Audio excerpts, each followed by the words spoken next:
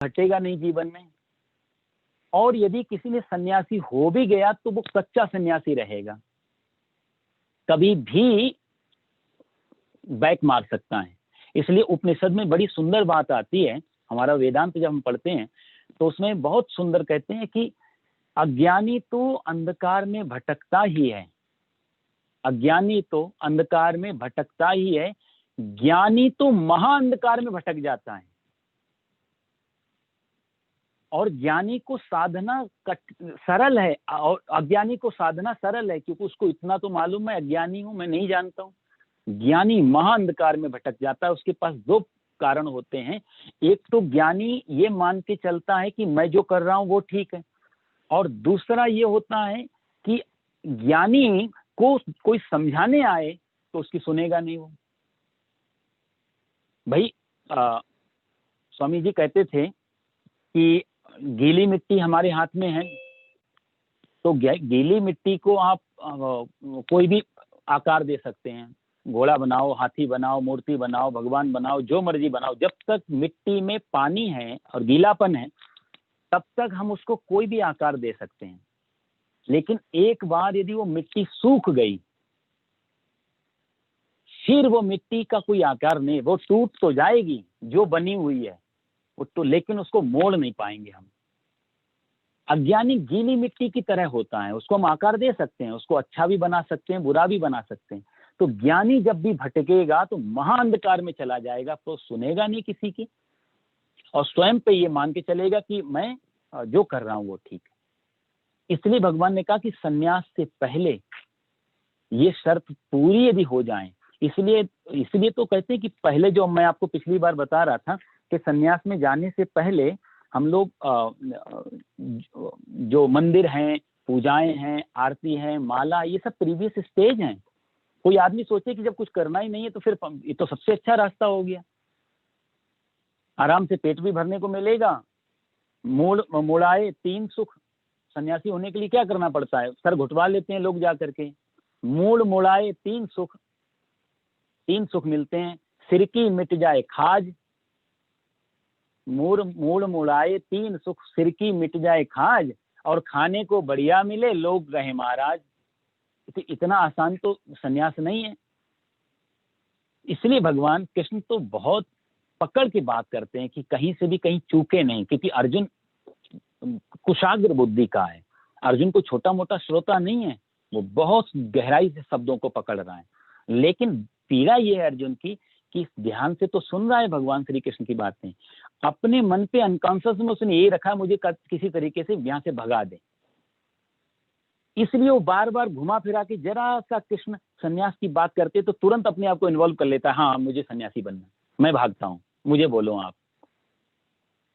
तो शब्दों को बहुत ध्यान से अर्जुन पकड़ता है, इसलिए तत्काल प्रश्न कर देता है अर्जुन, तीसरे अध्याय के शुरू में, चौथे अध्याय में, पांचवें अध्याय में, तुरंत वहीं की बात पकड़ के जो दूसरे अध्याय में भगवान कह चुके हैं वहां से पकड़ के बात करता है। इसलिए भगवान कहते हैं कि, और इससे पहले भी भगवान छठे श्लोक में और पांचवें श्लोक में भगवान कह चुके हैं कि यत् सांख्ये प्राप्यते स्थानम तद्यो गैर। अर्जुन से कहते हैं अर्जुन तू डर मत, यत् सांख्ये प्राप्यते स्थानम तद्यो गैरपि गम्यते, तू वहीं जाएगा जहां सन्यासी जाएंगे, लेकिन तेरा मार्ग सन्यासियों वाला नहीं है। इसलिए तू यदि मुक्ति की कामना से, मोक्ष की कामना से, किसी उस कामना से तू भागना चाहता युद्ध को छोड़ के, तो चिंता मत कर, तू युद्ध कर, तू तेरा सामने जो कर्म है उस कर्म को कर, तुझे पद वही प्राप्त होगा जो जंगल में बैठा हुआ सन्यासी करता है। लेकिन तू सन्यास में जाएगा तो भटक जाएगा, तो तू ना दुनिया का रह, कहते ना धोबी का कुत्ता, ना घर का ना घाट का। इसलिए भगवान कहते हैं कि तू इसलिए ध्यान से इस चीज को देख कि तेरे आगे जो कर्म है उस कर्म को देख। हम लोग भी जीवन में जब कोई मुश्किल कर्म आ जाता है तो हम लोग भी कोशिश करते हैं एस्केप कर जाएं, छोड़ दें। भगवान एक तरीके से कहीं ना कहीं हिम्मत दे रहे हैं। या पश्यति सा पश्यति, भगवान कह चुके हैं ना चौथे श्लोक में, ऐसा जो देखता है हमारे आगे जो परिस्थितियां हैं, जो कर्म है हमारा, जो जिम्मेदारियां हैं, या पश्यति सा पश्यति, उसको देख करके उसको निभाता है, वही सही में देखता है। नहीं तो शुतुरमुर्ग होता है, शुतुरमुर्ग आप लोगों ने देखा होगा, पशु है, वो सामने देखेगा मृत्यु आ रही है, कोई शेर आ रहा है, तो शेर को आती हुए देख करके वो गड्ढा खोद लेता है पैरों से और अपना सिर मिट्टी में दबा देता है। उसको लगता है कि मैं शेर को नहीं देख रहा हूं तो शेर मेरे को नहीं देख रहा है, मैं बच गया।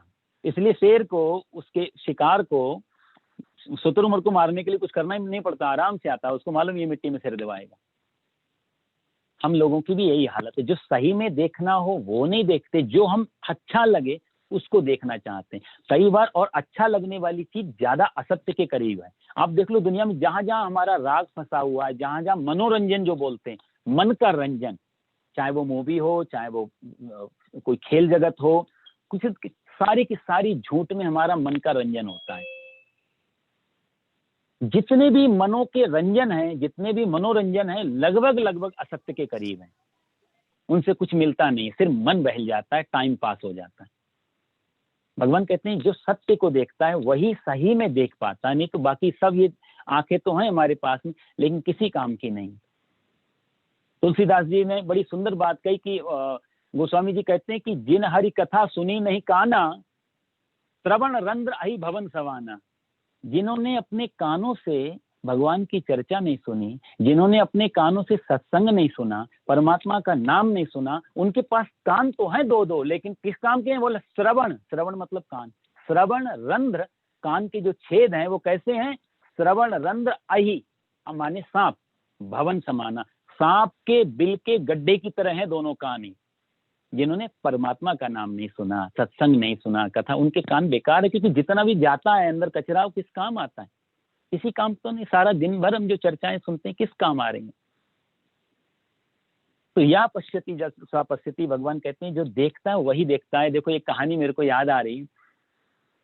अब चूंकि हमारा मन ऐसी जगह फंसा हुआ तो दिखाएगा भी वैसी चीजें ना, क्योंकि मन, आंखें तो नहीं पता आंखों को क्या देखना है, मन में जो चीज चल रही है वही आंखों से कोशिश करेगा मन उसी चीज को देखे। यदि हमारे मन में मूवी चल रही है तो मन कहेगा चलो थिएटर में मूवी दिखाओ आंखों के द्वारा। तो जो अंदर चल रहा है वही इंद्रियों से मन करवाने की कोशिश करता है। एक कहानी है, एक पंडित जी राम कथा कर रहे थे, बहुत सुंदर राम कथा, बड़े ज्ञानी पंडित जी, विद्वान पंडित जी थे। तो राम कथा ऐसी किया जैसे कि वो जब व्याख्यान करते हैं तो लगता था जैसे ये बिल्कुल प्रमाणिक तरीके से कर रहे हैं, एक एक चीज को नोट करके बताते थे, ऐसा ऐसा कर। लोगों को भी बड़ा उत्साह होता था कथा सुनने का, कितना अच्छी तरीके से कथा सुना रहे हैं। अच्छा, कहते हैं जहाँ राम कथा होती है हनुमान जी का वहां प्रवेश हो जाता है, हनुमान जी आके विराजते हैं। हनुमान जी भी किसी रूप में कथा सुन रहे थे, वो कथा है। तो कथा आई कि माता सीता अशोक वाटिका में बैठी हैं, हनुमान जी पधारे हैं। तो वो वर्णन कर रहे थे अशोक वाटिका का, सुंदर सुंदर वहां वृक्ष लगे हुए हैं, अशोक के पेड़ हैं, माता सीता बैठी हैं और सफेद कलर के चारों तरफ फूल खिले हुए हैं। तो उन्होंने बोला सफेद कलर के फूल, इतना सुना तो हनुमान जी बीच में से खड़े हो गए। उन्होंने बोला देखो महाराज व्यास जी, आप कथा को थोड़ा सुधारो, वहां सब फूल सफेद नहीं, फूल लाल थे वहां पे। तो व्यास जी बोले, सुन लिया उन्होंने, लेकिन कहा बीच में बाधा मत डालो, फूल सफेद थे, चुपचाप बैठ जाओ। अब हनुमान जी के लिए, हनुमान जी तो प्रमाण थे, हनुमान जी बोले मेरी बात मानो, आप फूल लाल थे वहां पे। व्यास जी बोले बीच में बाधा नहीं डालते, चुपचाप बैठो, फूल सफेद ही थे। तो हनुमान जी को गुस्सा आ गया, हनुमान जी अपने रूप में प्रकट हो गए, बोले मैं हूं हनुमान, मैं वहां था अशोक वाटिका में, मैं कह रहा हूं फूल लाल थे। जब इतना कहा तो व्यास जी ने फिर उनसे कहा कि तुम हो गए हनुमान जी, मुझे मालूम तुम वहां थे, लेकिन शांति से कथा में बाधा मत डालो, बैठो कथा सुनो, फूल सफेद थे। अब तो हनुमान जी को बड़ा आश्चर्य हुआ कि मैं वहां था फिर भी ये नहीं मान रहे, क्या प्रमाण है? तो व्यास जी बोले तुमने किस प्रमाण से बोल रहे, तुम्हारी बात हम कैसे सच मान लें? भगवान श्री राम को लाना पड़ा बीच में। भगवान श्री राम आए, श्री राम जी ने कहा देखो मैं तो वहां था नहीं, तो जब तुम गए थे तो सीता मैया थी वहां पे, तो सीता जी से पूछा जाए। जानकी पधारी, तो जानकी से जब पूछा कि फूल कैसे थे माँ, तो जानकी ने भी कहा कि हनुमंत व्यास जी ठीक कह रहे हैं, अशोक वाटिका में फूल सफेद ही थे। तो हनुमान जी बोले फिर मुझे लाल क्यों दिखे? बोला तुम्हें इसलिए लाल दिखे क्योंकि जब वहां त्रिजटा समझा रही थी, बीच में रावण आया और उसने जब धमकियां दी हैं, और धमकी को देख करके तुम्हारे अंदर इतना क्रोध आया था, इतना क्रोध, तुम वहीं रावण को मार देना चाहते थे। आंखों में तुम्हारी खून उतर आया था। तो आंखों के आगे जैसा चश्मा होगा, जैसी लेयर होगी, वैसे ही सामने दिखाई देगा। खून की वजह से तुम्हें फूल लाल दिखाई दिए, लेकिन फूल सफेद थे। भगवान कहते हैं यह पश्यति स पश्यति, जो ऐसा देखता है, जो सही देख लेता है, वही व्यक्ति देखता है, नहीं तो फिर उसका देखना ना देखना बराबर हो जाता है। इसलिए कहते हैं भगवान संन्यासस्तु महाबाहो, अर्जुन सन्यासी को जो तू दूर से देख रहा है ना, वो कुछ नहीं कर रहे हैं, पेड़ के नीचे बैठे हैं, महात्मा बुद्ध जैसे, महावीर जैसे, कुछ भी तो काम नहीं है, कोई झंझट ही नहीं है, कोई, ये इतना आसान नहीं है वहां पहुंचना, बड़ा मुश्किल खड़ी होगी। जंगल में तू पेड़ के नीचे बैठेगा और तभी कोई आदमी किसी को सता रहा होगा निर्बल को, तेरा क्षत्रियपन बाहर निकल के आ जाएगा, तुरंत तू धनुष बाण ढूंढने लग जाएगा, वहीं पे सारा सन्यास चला जाएगा तेरा। इसलिए सन्यासी होने से पहले कुछ नियम धर्म है, वो तू पूरे कर ले, उसके बाद में फिर तू चाहे, हाँ उसके बाद में तू चाहे तो फिर तू सन्यास में जा सकता है। योग युक्तो मुनिर्ब्रह्मा न चिरेणादि गच्छति, फिर तू कहते ऐसा मननशील कर्म योगी शीघ्र ही ब्रह्म को प्राप्त हो जाता। तू सन्यास का, तेरे लाइफ में सन्यास का चरण भी आएगा, लेकिन इसी युद्ध के रास्ते से वो रास्ता निकलेगा। अब तू यदि पीछे जाना चाहे, भाई हम 100 किलोमीटर कहीं जाना है, 90 किलोमीटर चल चुके हैं, अब दूसरा रास्ता चाहे कोई कितनी तारीफ करे, बुद्धिमान आदमी कहेगा अब तो 10 ही बचे हैं साहब, हम कोई कितना ही अच्छा रास्ता फूलों का हो सजा हुआ, मैं तो अब 10 ही किलोमीटर बचे हैं। तो तू बहुत आगे निकल चुका अर्जुन, अब तू वापस जाएगा, और रास्ते पे तो वापस आना सरल है, जीवन के रास्ते में वापस आना बड़ा कठिन। एक बार जो लेयर चढ़ गई जीवन में, जो हमारा स्वधर्म बन गया, वो स्वधर्म को त्यागना और दूसरे धर्म में प्रवेश करना, भगवान कह चुके हैं ना दूसरे अध्याय में, स्वधर्मे निधनम श्रेय पर धर्मो भयावह। अपने धर्म में अर्जुन मर जाना श्रेष्ठ है, दूसरा धर्म तो बहुत भयकारक है, कल्याण नहीं है तेरा उसमें। तो इसलिए तू उस धर्म में वापस जाने की कोशिश मत कर। कर्म संन्यास तेरे जीवन में होगा, लेकिन कर्म संन्यास कर्म योग के रास्ते से निकल के आएगा, तब तू यहाँ पर। तो योग युक्तो मुनिर्ब्रह्मा न चिरेणादि गच्छति, इसलिए तू अपने कर्म योग से आगे बढ़। और उसी कर्म योग का लक्षण क्या क्या है, कर्म योग की प्रक्रिया क्या है, रास्ता क्या कैसा है, उसके बारे में भगवान साथ में श्लोक में बताते हैं कि उसके लक्षण क्या क्या है कर्म योग करने वाले व्यक्ति के। तो कहते हैं योग युक्तो विशुद्धात्मा, ऐसा व्यक्ति योग युक्त कर्म करता हुआ भी व्यक्ति पहले विशुद्धात्मा, फिर विजितात्मा, फिर जितेंद्रिया और सर्वभूतात्मा भूतात्मा, ये 4 शर्तें उसके जीवन में होती हैं। जितेंद्रिया भगवान ने यहाँ कहा, इंद्रियों पर जिसने विजय प्राप्त कर ली। देखो किसी को भगवान जितेंद्रिय जो शब्द ले रहे हैं ना, कई बार लेंगे, पर जितेंद्रियों को ठीक से समझने के लिए बहुत जरूरी, हम लोग जानते हैं कि इंद्रियों का विजय प्राप्त करना, इंद्रियों को अपने वश में करना। साइकोलॉजी क्या है, किसी को वश में करना हो तो जिसको वश में करना है वो अलग होना चाहिए, और जो वश में कर रहा है वो अलग होना चाहिए, तभी तो वश में किया जाएगा। 2 व्यक्ति होने चाहिए ना, एक गुलाम होना चाहिए, एक मालिक होना चाहिए। भगवान यहाँ कह रहे हैं इंद्रियों को अपना गुलाम बनाओ, यानी कि तुम मालिक बनो। तो यानी कि मालिक अलग गुलाम अलग, 2 चीजें तो होनी चाहिए। हमारा जीवन का जो अनुभव होता है वो लगभग यही होता है कि मैं और मेरा शरीर दोनों एक ही मान के चलते हैं। तो फिर बस में कौन करेगा? बस में शरीर को जितेंद्रिय बनने के लिए इंद्रियों से मेरी अलग सत्ता भी तो होनी चाहिए। मेरा ये तो मानना, पहले तो ये जानना चाहिए मैं अलग हूं, मेरी इंद्रियां अलग हैं। रथ अलग, घोड़े अलग, सारथी अलग, सवार अलग, 4 चीज। यहाँ तो सवार भी मैं हूँ, सारथी भी मैं हूँ, घोड़े भी मैं हूँ, रथ भी मैं हूँ। पूरे जीवन का हमारा अनुभव ये रहता है कि सब कुछ मैं हूँ। जितेंद्रिय का अर्थ यदि ठीक अर्थों में समझना हो तो पहले यहाँ से थोड़ी साधना होती है कि इंद्रिय अलग और इंद्रियों का मालिक वो अलग हो जाए, तब जितेंद्रिय। कभी भी इसके छोटे छोटे जैसे उदाहरण हैं, वेदांत आदि में उसके अपने जो विनोबा जी हैं, तिलक हैं, आद्य शंकराचार्य जी हैं, कई लोगों ने गीता पे टीकाएं लिखी हैं, जिसमें आद्य शंकराचार्य जी का भाष्य तो बहुत ही सुंदर है। कभी भी गीता यदि थोड़ी समझनी है और संस्कृत का थोड़ा ज्ञान है तो आद्य शंकराचार्य जी का गीता पे जो भाष्य है वो अद्भुत भाष्य लिखा है उन्होंने। तिलक ने कर्म योग निकाला, बाल गंगाधर जो तिलक थे उन्होंने कर्म योग के अनुसार बात की है। विनोबा ने थोड़ा ज्ञान थोड़ा कर्म पैरेलल निकाला, गांधी ने अपने मन के हिसाब से निकाला, लेकिन लगभग जो काफी कुछ को मिला दिया, तिलक को, गांधी को, विनोबा को, इन सबको मिलाया तो आद्य शंकराचार्य जी के भाष्य। तो सीधी गीता समझ में नहीं आती हो तो वो भाष्य समझना चाहिए। वो भी कहते हैं कि कभी भी उदाहरण के लिए देखना चाहिए आंख मैं हूं या आंख मेरी है, मैं देखता हूं या आंख देख रही है। अक्सर हमसे पूछा जाए कि कौन देख रहा है, बोला मैं देख तो रहा हूं। तो जब हम कहते हैं मैं देख रहा हूं तो यानी कि आंख मैं हो जाता है यहाँ पे, और कहें मेरी आंख देख रही है तो मैं अलग और मेरा अलग। हमारी पूज्य श्री महाराज जी कहते थे जैसे गिलास में दूध डालो, तो हम कहते थे गिलास में दूध है, तो यानी कि यहाँ दो चीजें निकल के आती हैं, एक गिलास और एक दूध।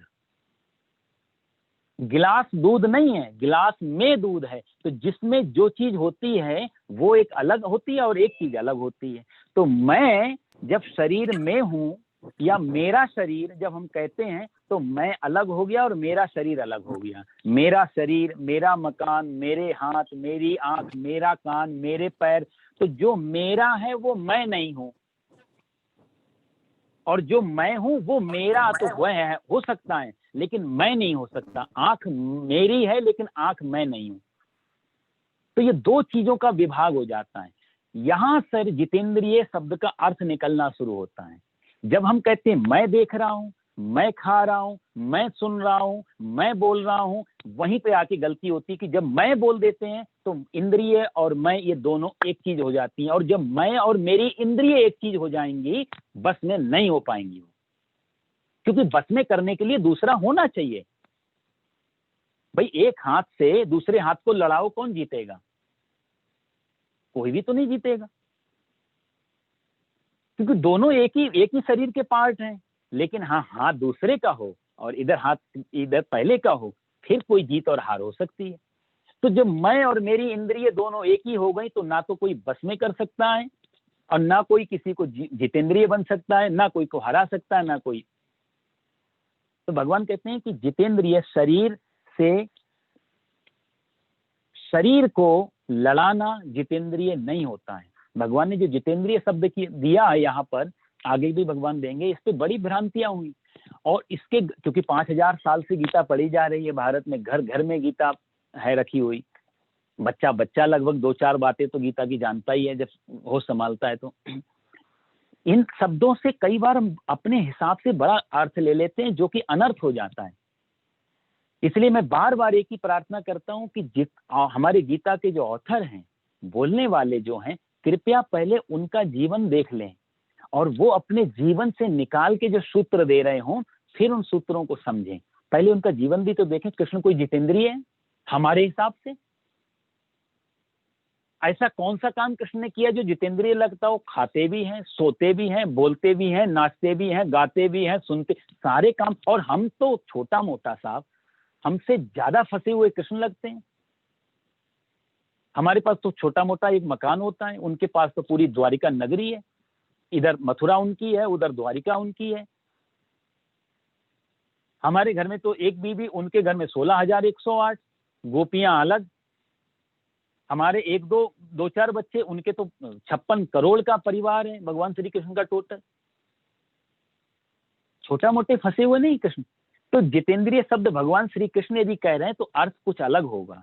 हम लोगों ने क्या अर्थ निकाल लिया? तो कोई आदमी क्या करता है, जो मैं बता रहा हूं कि वो अपने आप को और इंद्रियों को एक ही मान के चलता है, इसलिए इंद्रियों को इंद्रियों से लड़ा देता है। वो शरीर को शरीर से लड़ा रहा है व्यक्ति। तो एक आदमी क्या कहता है, मैं खाना ही नहीं खाऊंगा क्योंकि इंद्रियों को जीतना है, तो वो उपवास में चला जाएगा, सुखाएगा पेट को, शरीर को सुखाएगा। एक आदमी बोलेगा कि आंख मेरे को फंसा रही है, आंख के द्वारा गड़बड़ वासना आ रही है भीतर, आंख को फोड़ दो। प्रज्ञा चक्षु बन जाओ, सूरदास बन जाओ। तो शरीर को शरीर से लड़ा रहा है व्यक्ति। आंख फोड़ने से वासना तो नहीं फूटेगी, क्योंकि देखने की इच्छा तो अंदर थी, ड्राइवर तो कोई और था ना साहब।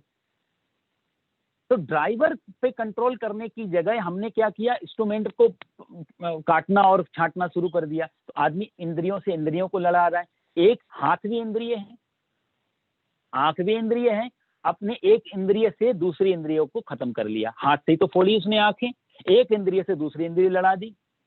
भोजन नहीं किया, शरीर को शरीर से लड़ा दिया। और साहब बड़ा आसान है, बहुत आसान है ये इस हिसाब से जितेंद्रिय होना बहुत आसान है। ये थोड़ा एक्सरसाइज, थोड़ा अभ्यास, भाई एक दिन खाना छोड़ा, थोड़ी तकलीफ होगी, दूसरे दिन छोड़ो, थोड़ा आसान हो जाएगा। एक समय के बाद शरीर डिमांड करना बंद कर देता है कि हमारी बायोलॉजिकल क्लॉक है, 10 बजे खाना है, 8 बजे सोना है, 12 बजे ये करना है। तो शरीर अपने आप बताता रहता है मेरे अब खाने का टाइम है, पीने का टाइम है, सोने का टाइम है, जाने का टाइम। शरीर कई बार ऑटो मोड पे पड़ जाता है, इतना अभ्यास आ रहा है 20, 30, 40, 50 सालों का। शरीर को हमने अभ्यास ही कर दिया है। तो जब अभ्यास को तोड़ते हैं तो शरीर धीरे धीरे धीरे दूसरे अभ्यास में परिवर्तन हो जाता है। अभी आदमी एक दिन में 4 बार खाता है, कल को आदत डाली तो 2 बार खाएगा, कल को और आदत डाली तो 1 बार खाएगा। कई लोग एक ही बार से रह जाते, कई लोग पूरा पूरा उपवास कर जाते हैं, 2-2, 4-4, 9-9 दिन। लेकिन शरीर से शरीर को लड़ाना है वो। उस अर्थ में जितेंद्रिय नहीं होगा, शरीर निर्मल हो जाएगा, शरीर कमजोर हो जाएगा। और कमजोर को बस में किया तो क्या बस में किया साहब, क्रोध आ रहा है बहुत, क्योंकि अंदर ऊर्जा है, कहीं भागने का, खेलने का, कूदने का मन कर रहा है। एक बच्चा देखो आप, हम तो चलो बोल के वासनाओं में, कामनाओं में अपने शरीर की ऊर्जा निकाल लेते हैं। एक छोटा बच्चा दिन भर कूदता है, दिन भर हल्ला करता है, दिन भर। जब आप बच्चों को कभी देखो तो बच्चा चलता बहुत कम है, बच्चा ज्यादातर दौड़ता है। उसकी जो वॉक है वो दौड़ने में ज्यादा होगी। कोई भी चीज लाने होगा दौड़ के जाएगा, क्यों? क्योंकि उसकी ऊर्जा निकलना मांग रही है, रिलीज होना, तो वो रिलीज कर रहा है। हम लोग दूसरी चीजों में रिलीज कर रहे हैं, उसके पास दूसरा कुछ काम नहीं है, तो वो खेल में, कूदने में, भागने में उस ऊर्जा को रिलीज कर रहा है। और हमने जो ऊर्जा इकट्ठी हो रही उसका हमने स्रोत रोक दिया, खाना नहीं खाया, पानी नहीं पिया, शरीर निर्बल हो गया, ऑटोमेटिक निढाल हो गए, शरीर तो अपने आप बस में हो गया। तो निर्बल को बस में करने के लिए भगवान श्री कृष्ण कभी भी नहीं कहेंगे, क्योंकि निर्बल को वश में भी किया तो किसी काम का शरीर फिर ले कहां जाएंगे उस निर्बल शरीर को, उससे साधना भी तो नहीं हो पाएगी। मेडिटेशन करना, साधना करना, योग युक्त, तो भगवान योग का नाम ले रहे हैं, इतना आसान है। विराट ऊर्जा चाहिए साहब। शरीर, इस दुनिया के छोटी मोटी चीजों को पाने के लिए शरीर में कितनी ऊर्जा चाहिए। 8 घंटे हम लोग सो पाते हैं तो 8-10 घंटे ऑफिस में काम कर पाते हैं। जरा सी नींद गड़बड़ हो तो ऑफिस में नींद आती, झपकी आती, काम नहीं होता। तो बाहर आउटपुट देना हो तो पीछे अच्छी खासी तरीके से नींद देनी पड़ेगी शरीर को। संसार की प्राप्ति में भी यदि 8-10 घंटे की नींद से शरीर को तैयार किया जाता है, तो विराट को पाने के लिए कितनी ऊर्जा शरीर में चाहिए, कितना स्टोर होना चाहिए। हम सोचते हैं वो शरीर को सता करके विराट की प्राप्ति हो जाएगी। भगवान श्री कृष्ण कहते हैं कि विदित आत्मा जितेंद्रिया अर्जुन, इंद्रियों को जिसने वश में कर लिया है, इंद्रियों को जो जीत लिया है, वही व्यक्ति कर्मयोग के बंधन लिप्त नहीं होता। अर्जुन, इंद्रियों को जीतने का अर्थ एक ही है कि अब अच्छा उपवास भी नहीं करें, इंद्रियों को नहीं सताएं, तो फिर अर्जुन पूछ सकता है फिर रास्ता क्या है। आंख सता रही है, दृश्य दिखाओ, अच्छा दृश्य दिखाओ। आंख को कोई ऑब्जेक्ट चाहिए सामने, कोई वासना चाहिए, तो वो वासना भगवान कहते हैं उसको बस थोड़ा रूपांतरण कर दिया जाए, ट्रांसफॉर्मेशन हो जाए। भाई मूवी देखने का मन कर रहा है, हमने परमात्मा सामने रख लिया। घरों घर में मंदिर होने का कारण यही तो था कि आंख तो हर समय कुछ ना कुछ, आंख खुली है तो कुछ ना कुछ तो देखेगी, तो इसको एक ऐसा ऑब्जेक्ट दे दिया जाए जहां मन जाकर के शांत हो जाए, अच्छा विचार अंदर जाए। तो हर इंद्रिय को भोजन जो देने की, जो मंदिर, कथा, पूजा, सत्संग, ये सब इंद्रियों के भोजन थे कि हमने रास्ता बदल दिया। एक रास्ता जो दुनिया की तरफ जा रहा था, जो जो संसार में लग रहा था, वो संसार में ना लगा के उसको अच्छी तरह से लगा दिया। एक कहानी स्वामी विवेकानंद जी के जीवन की घटना है। स्वामी विवेकानंद जी जयपुर में गए थे, किसी रियासत में मेहमान थे। तो स्वामी विवेकानंद जी की वो जो रियासत का नवाब था, राजा, अब राजा की बुद्धि तो राजा की तरह, उसने सोचा इतने बड़े ये विवेकानंद जी आए हुए हैं, इनके स्वागत के लिए कुछ बढ़िया सा होना चाहिए। तो उसने क्या किया, बनारस से एक नर्तकी बुलाई और नर्तकी बुला करके बढ़िया सा प्रोग्राम रखा कि स्वामी विवेकानंद को बहुत अच्छा लगेगा। विवेकानंद जी को सूचना मिली कि बनारस से नर्तकी आई है। विवेकानंद जी बोले मैं नहीं जाऊंगा वहां पे। वो वहां नहीं गए, सामने उनका अपना रुकने का स्थान था विवेकानंद जी का, सामने प्रोग्राम हो रहा है, लेकिन वो वहां नहीं गए। नर्तकी ने सुना कि जिनके लिए मैं आई बनारस से वो खुद ही नहीं आ रहे, तो इसका बड़ा अपमान, और बनारस की प्रसिद्ध नर्तकी थी वो, तो उसने अपना अपमान देखा। अच्छा, सत्संग जीवन में हो ना, थोड़ा बहुत भी सत्संग हो तो कभी ना कभी काम आता है साहब, इमरजेंसी डिपॉजिट है ये, इसलिए कहते हैं जरूर कभी ना कभी जरूर, ये कभी एक सत्संग ऐसी चीज है जो जीवन में भी काम आती है, जीवन के बाद भी काम आती है, कभी भी रख लिया जाए। नर्तकी ने बनारस के ऐसा प्रसिद्ध भगवान भोलेनाथ का प्रसिद्ध शहर, तो कभी कभी उसने थोड़ा बहुत सत्संग सुना था, उसके मन में आया कि ये मेरा अपमान तो है ही, लेकिन ये एक ऐसा सन्यासी नर्तकी से डर गया, इसका मतलब मैं इससे ज्यादा पावरफुल हूं। तो उसने बहुत अच्छा एक गीत गाया, और गीत नरसिंह मेहता का वो भजन था, उसके भाव ऐसे थे। उसने नर्तकी कहती है कि एक पारस, पारस एक पत्थर होता है, आपने लोगों ने नाम सुना होगा, कहते हैं लोहे पे टच कर दो तो लोहा सोना बन जाता है। नर्तकी के भजन के भाव थे कि एक पारस का टुकड़ा मंदिर में लगे हुए लोहे को भी सोना कर देता है। वही पारस का टुकड़ा, मंदिर में ग्रिल लगी है, कोई और लगा है, उसको सोना कर देता है। लेकिन वही पारस का टुकड़ा कसाई खाने के, मांस काटने के औजार में भी लग जाए तो उसको भी सोना कर देता है। पारस ये भेद नहीं रखता कि कौन मंदिर का सोना है, कौन कसाई का सोना है। तो हे प्रभु, संतों को ऐसा क्यों?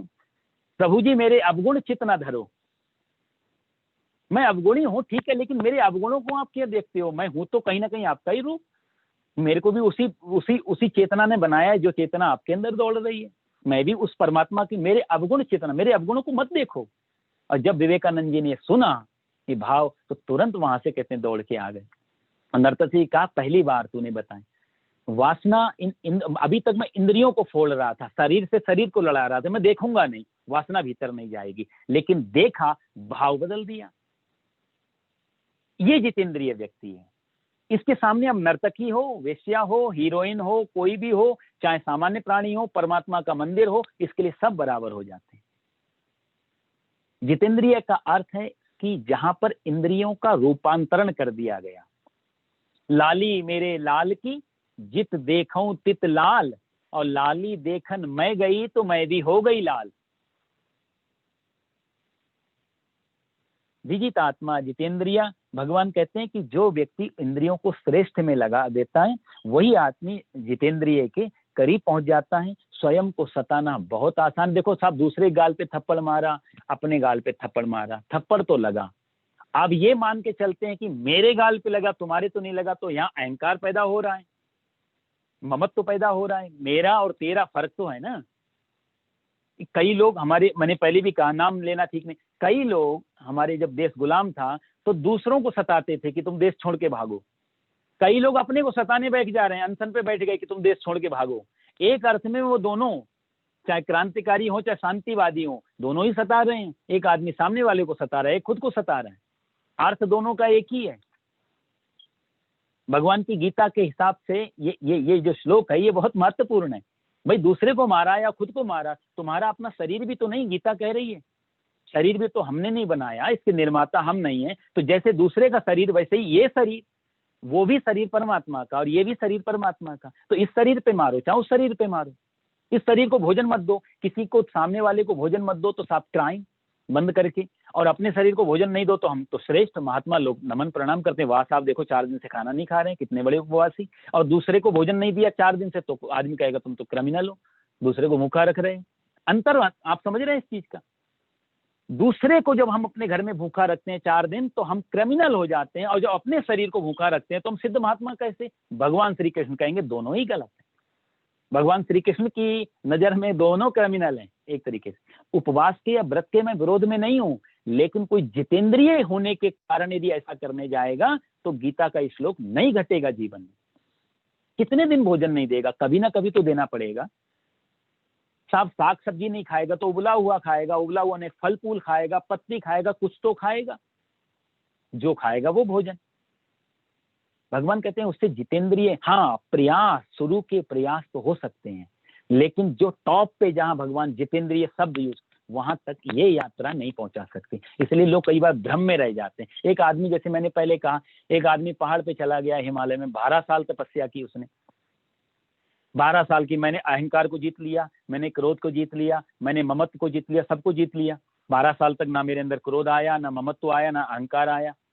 उसने लगा 12 साल की तपस्या हो गई, नीचे चलता हूँ। बाजार में आके खड़ा हो गया, जानने पहचानने वाले आ गए, अरे महाराज जी इतने दिन से कहाँ थे? कोई कह रहा फूल माला पहनाओ, कोई कुछ। भीड़ भाड़ में इतने, एक आदमी का पैर उसी महात्मा जी के पैर पे आ गया, और जैसे ही पैर पे पैर रखा, महात्मा जी का क्रोध निकल के आ गया, घुमा के हाथ थप्पड़ लिया। मारने वाले थे और तुरंत रुक गए, अपने समझ गए, प्रणाम कर लिया जिस हाथ से, कि जो 12 साल हिमालय नहीं सिखा पाया, तूने 1 मिनट में पैर पे पैर रख के बता दिया। जितेंद्रिय होना है तो संसार में, एकांत में तो हर आदमी जितेंद्रिय हो जाएगा। ऑब्जेक्ट ही नहीं है तो देखोगे क्या, सुनोगे क्या? भगवान जो जितेंद्रिय की बात कर रहे हैं, ये पूरे 7वें श्लोक का कहा जाए तो ये श्लोक जो है, ये शब्द प्राण है। जिस आदमी ने जितेंद्रिय है, जितेंद्रिय के करीब है, कौन देख रहा है? भूख कभी भी देखें, भूख मुझे लग रही है या भूख मेरे शरीर को लग रही है और मुझे पता चल रहा है। आदमी को पता लगता है तो मुझे पता चल रहा है कि शरीर को भूख लग रही है, मुझे ही, हम तो बोलते हैं मुझे भूख लग रही है। जब कहते हैं मुझे भूख लग रही है, वो जितेंद्रिय के रास्ते पे नहीं है। जब आदमी कहे मुझे पता चल रहा और मैं इसको भोजन दे देता हूँ। एक जैन फकीर से किसी ने बोला कि आपकी साधना के सूत्र क्या है? तो उसने बोला कि जब भूख लगती है तब खाना खा दे देता हूँ, जब नींद आती है तो बिस्तर दे देता हूँ इसको। बोला किसको? कुटिया में तो आप अकेले ही हो। बोला अब जब मैं अज्ञानी था तो मुझे भी ऐसा लगता था कि मैं, अब 2 हैं, एक मैं और एक मेरा शरीर। इसको जब भी थकान लगती, भूख लगती तो इसके लिए बिस्तर लगा देता हूँ, को भूख लगती है तो इसके लिए थाली लगा देता हूँ, क्योंकि इसको शरीर को परमात्मा ने दिया है तो रखना तो पड़ेगा सुरक्षित। तो जहां शरीर और शरीर के अंदर रहने वाला चेतन तत्व, जब ये 2 हो जाते हैं, वहां से इंद्रियों, फिर आदमी इंद्रियों के पीछे भागता नहीं। फिर जो हमको दिखाना है आंख वही देख पाती है, वही गणित निकाल पाती है। कान को जो सुनाना है वही कान सुन पाते हैं। कितनी बार हम लोग, आप बैठे हैं, कितनी चीजें सामने से निकल रही हैं, हो रही हैं। यदि आपका सही में यहाँ फोकस है तो आपके बगल से बहुत सारी चीजें होकर निकल जाएंगी, आपको पता नहीं चलेगा। आग तो खुली थी। कई बार लोग बातों में इतने तल्लीन होते हैं कि सामने से निकल गया कोई व्यक्ति तो कहते हैं कौन गया, पता नहीं, हमारा ध्यान तो नहीं था। असली चीज ध्यान की है ना, मन की है ना। मन इंद्रियों के साथ जहां लगा होता है वहीं पर वो इंद्रिय एक्टिव होती है। नहीं तो आंख खुली है, कान खुला, आप सो जाते हैं तो भी हमारे कान में रुई डाल के तो नहीं सोते, कितनी आवाजें होती रहती, हमको ध्यान ही नहीं होता, क्योंकि अब मन नहीं बचा। तो इंद्रियों को जो पकड़ रहा है, अंदर जो भेज रहा है, जो कैलकुलेशन कर रहा है, उसको हमने डाउन कर दिया, वो अभी विश्राम अवस्था में है। तो इंद्रिय सारी होने पर भी कुछ भी पता नहीं चलता। तो असली जो ड्राइवर है उसको जो कंट्रोल में ले लेता है, और उससे रस्सी इन इंद्रियों पे पड़ जाती है कि जो देखना है और जैसा देखना है वो मेरी मर्जी से होगा, तेरी मर्जी से नहीं होगा। वही आदमी जितेंद्रिय के करीब पहुंचता है। बहुत सुंदर श्लोक है, भगवान कहते हैं योग युक्तो विशुद्ध आत्मा, ऐसा व्यक्ति विशुद्ध आत्मा, जितेंद्रिय, सर्वभूतात्मा, भूतात्मा। भगवान कहते हैं सर्वभूतात्मा, जहां सर्वभूत, सारी दुनिया के प्राणी हमें अपने ही लगने लग जाएं, जहां दोनों में कोई अंतर ना हो जाए। क्योंकि बस जहां द्वैत है, जहां द्वंद्व है, वहां दुख है। दुख सदा द्वंद्व से आता है, द्वैत से आता है, दो से आता है। सारे डर दुनिया के, सारे दुख, सारी पीड़ा, सारी चिंता द्वंद्व से पैदा होती है। इसलिए भगवान कई बार कहेंगे आगे, और कह चुके, निर्द्वंद्व ही महाबाहो। निर्द्वंद्व जो हो जाता है, तो ये निर्द्वंद्व कैसे होंगे? बोले सर्वभूतात्म, भूतात्मा, जो व्यक्ति सारी दुनिया के प्राणियों को अपना मान के चलता है। जैसे शरीर में, हमारा एक शरीर बोलने से तो काम नहीं चलेगा। शरीर का मतलब क्या होता है कि 2 हाथ, 2 पैर, नाक, कान, फेर, आगे, ये सब चीजें हैं ना, सब मिला करके शरीर बनाए। कोई आदमी पूछे आपका शरीर कहाँ पे है, तो हम कोई एक जगह उंगली नहीं रख पाएंगे, पूरे शरीर को ही बताना पड़ेगा ये पूरा शरीर है, तो वो कहेगा ये तो आपके हाथ है, ये आपकी आंख है, शरीर कहाँ? तो हम कहेंगे नहीं साहब, पूरे को हम शरीर बोलते हैं। तो एक हाथ में यदि चोट लग जाए या पैर में मान लिया आपके चोट लग गई, तो हाथ ये नहीं कहते कि पैर में चोट लगी है मैं क्यों जाऊं, मैं क्यों पट्टी करूं, हाथ को पैर को अपने आप करनी चाहिए। आंख कहे मुझे क्यों देखना, पैर में चोट लगी पैर अपने आप देख लेगा। एक अंग में चोट लगने से पूरा शरीर उसकी सेवा में लग जाता है, पूरा शरीर तत्काल एक्टिव हो जाता है इस चोट से हम जल्दी से जल्दी मुक्ति पाएं। तो हाथ पट्टी करते हैं, आंख देखती रहती है कितना ठीक हो रहा है, दर्द जो है सिर हमारा बुद्धि मन पेन को महसूस करता रहता है, पूरा शरीर एक अंग में लगी हुई चोट के पीछे पड़ जाता है। सर्वभूतात्म, भूतात्मा का मतलब है कि सारे जब प्राणी ऐसे ही मेरे शरीर के जैसे अंग हैं, ऐसे ही जब हो जाएंगे तो कहीं भी पीड़ा होगी तो हमारे अंदर भी भाव जगेगा पीड़ा दूर हो। कहीं किसी को कष्ट हो तो शरीर कहेगा, मन कहेगा नहीं ये कष्ट दूर हो, क्योंकि ये तेरा कष्ट नहीं है, ये मेरा भी कष्ट है। वसुधैव तु कुटुंबकम, जो भारत में कहावत है, पूरा पूरा वसुधा पूरी पृथ्वी हमारा परिवार है। सर्वभूतात्म भूतात्मा, भगवान कहते हैं ऐसा जो मान के चलता है पूरे संसार को अपना ही मान के चलता है आत्मरूप, उसको सर्वभूतात्म भूतात्मा बोलते हैं। फिर भगवान कहते हैं विजितात्मा, शरीर जिसके बस में है, शरीर जिसके बस में है, इंद्रियों को बस में कर लिया तो इंद्रियों का ही, इंद्रियां कहाँ रहती हैं? शरीर में। तो ये एक क्रम बता रहे हैं भगवान कि पहले जो है विशुद्धात्मा, फिर विजितात्मा, फिर जितेंद्रिय और फिर सर्वभूतात् भूतात्मा। इस तरह के जो चढ़ता जाता है व्यक्ति, उसको फिर कर्म कोई में लिप्त नहीं होता, फिर वो करता तो है कर्म, वो भागता नहीं है कर्म छोड़ के, लेकिन उस व्यक्ति से या कहा जाए तो कर्म करता भी नहीं, बल्कि कर्म उससे होने लगते हैं, फिर कर्म हो रहे हैं, फिर ये नहीं कहता मैं कुछ कर रहा हूं, फिर कर्म होते हैं, तो उसको कहते हैं विजितात्मा। शरीर जिसके, फिर शरीर से सारे कर्म होने, अभी हम कहते हैं मैं कर रहा हूं, कोई भी काम हो तो हम कहते हैं मैं कर रहा हूं, तो जब मैं कर रहा हूं वो मैं जो बीच में है, तो मैं और मेरा शरीर दोनों एक ही हो जाते हैं। और जब कहते हैं मेरा शरीर काम कर रहा है, भाई एक आदमी जंगल में जा रहा है, कहीं किसी अतिथि के यहाँ रास्ते में उसको भूख लगी, तो आसपास कोई दुकान भी नहीं, गांव भी नहीं है, भूख लगी उसने, तो कहते हैं कि एक बगीचा रास्ते में पड़ा, बगीचा पड़ा, तो बगीचे में एक पेड़ लगा है, सुंदर सुंदर फल लगे हैं, फल को उसकी आंख ने देखा। अब देखो, आंख ने देखा, भूख लगी है पेट में, बता रहा है मन, फल को देखा आंख ने, आंख ने देखा, पैर तुरंत चल के गए उस बगीचे में। जिसने देखा वो वो चल नहीं सकती, तो चल के कौन गया? पैर। पैर वहां बगीचे में पहुंचे, हाथ उठा, हाथ ने फल तोड़ा, देखा आंख ने, गए पैर, तोड़ा हाथ ने। अब तोड़ा हाथ ने तो खाएगा कौन? मुंह। मुंह ने उसको लिया, जीवा ने। तो देखा आंख ने, गए पैर, तोड़ा हाथ ने। जिसने तोड़ा उसने भी अपने पास रखा नहीं, उसने दे दिया मुंह को। मुंह ने भी सिर्फ चखा पर रखा नहीं, चखा और अंदर भेज दिया। तो जिसने चखा उसने रखा नहीं, गए पेट में। ये इसी सामान्य व्यक्ति के हिसाब से देखा जाए तो उसमें बहुत सारे प्रोसेस हो रहे हैं, बहुत सारे काम हो रहे हैं। कोई चल के जा रहा है, कोई देख रहा है, कोई कोई तोड़ रहा है, कोई खा रहा है, कोई किसी की भूख मिट रही है, अलग अलग काम हो रहे हैं। उतनी देर में माली ने देख लिया कि कोई चोर फल चोरी कर रहा है, वो आया और उसने लिया, पीठ में एक जोर से डंडा मार दिया। अब बताओ, देखा आंख ने, गलती आंख से शुरू हुई, गए पैर, तोड़ा हाथ ने, खाया मुख ने, पचाया पेट ने, पिटे पीठ। तो आदमी कहेगा इसमें पीठ की क्या गलती थी साहब, पीठ ने तो कुछ भी नहीं, ना 3 में 13 में। तो महात्मा जी बोले, किसी ने कहा फिर पीठ क्यों पिटे, इसमें गलती तो इसकी है नहीं। बोला फिर इससे और आगे बढ़ो, उत्तर मिल जाएगा। बोला हो, तब क्या हुआ, जब पीठ में डंडा पड़ा तो आंसू कहां से निकले? आंख से। और शुरुआत कहां से हुई थी? आंख से। फल भी आंख ने देखा था, घूम फिर के वहीं आ जाता है।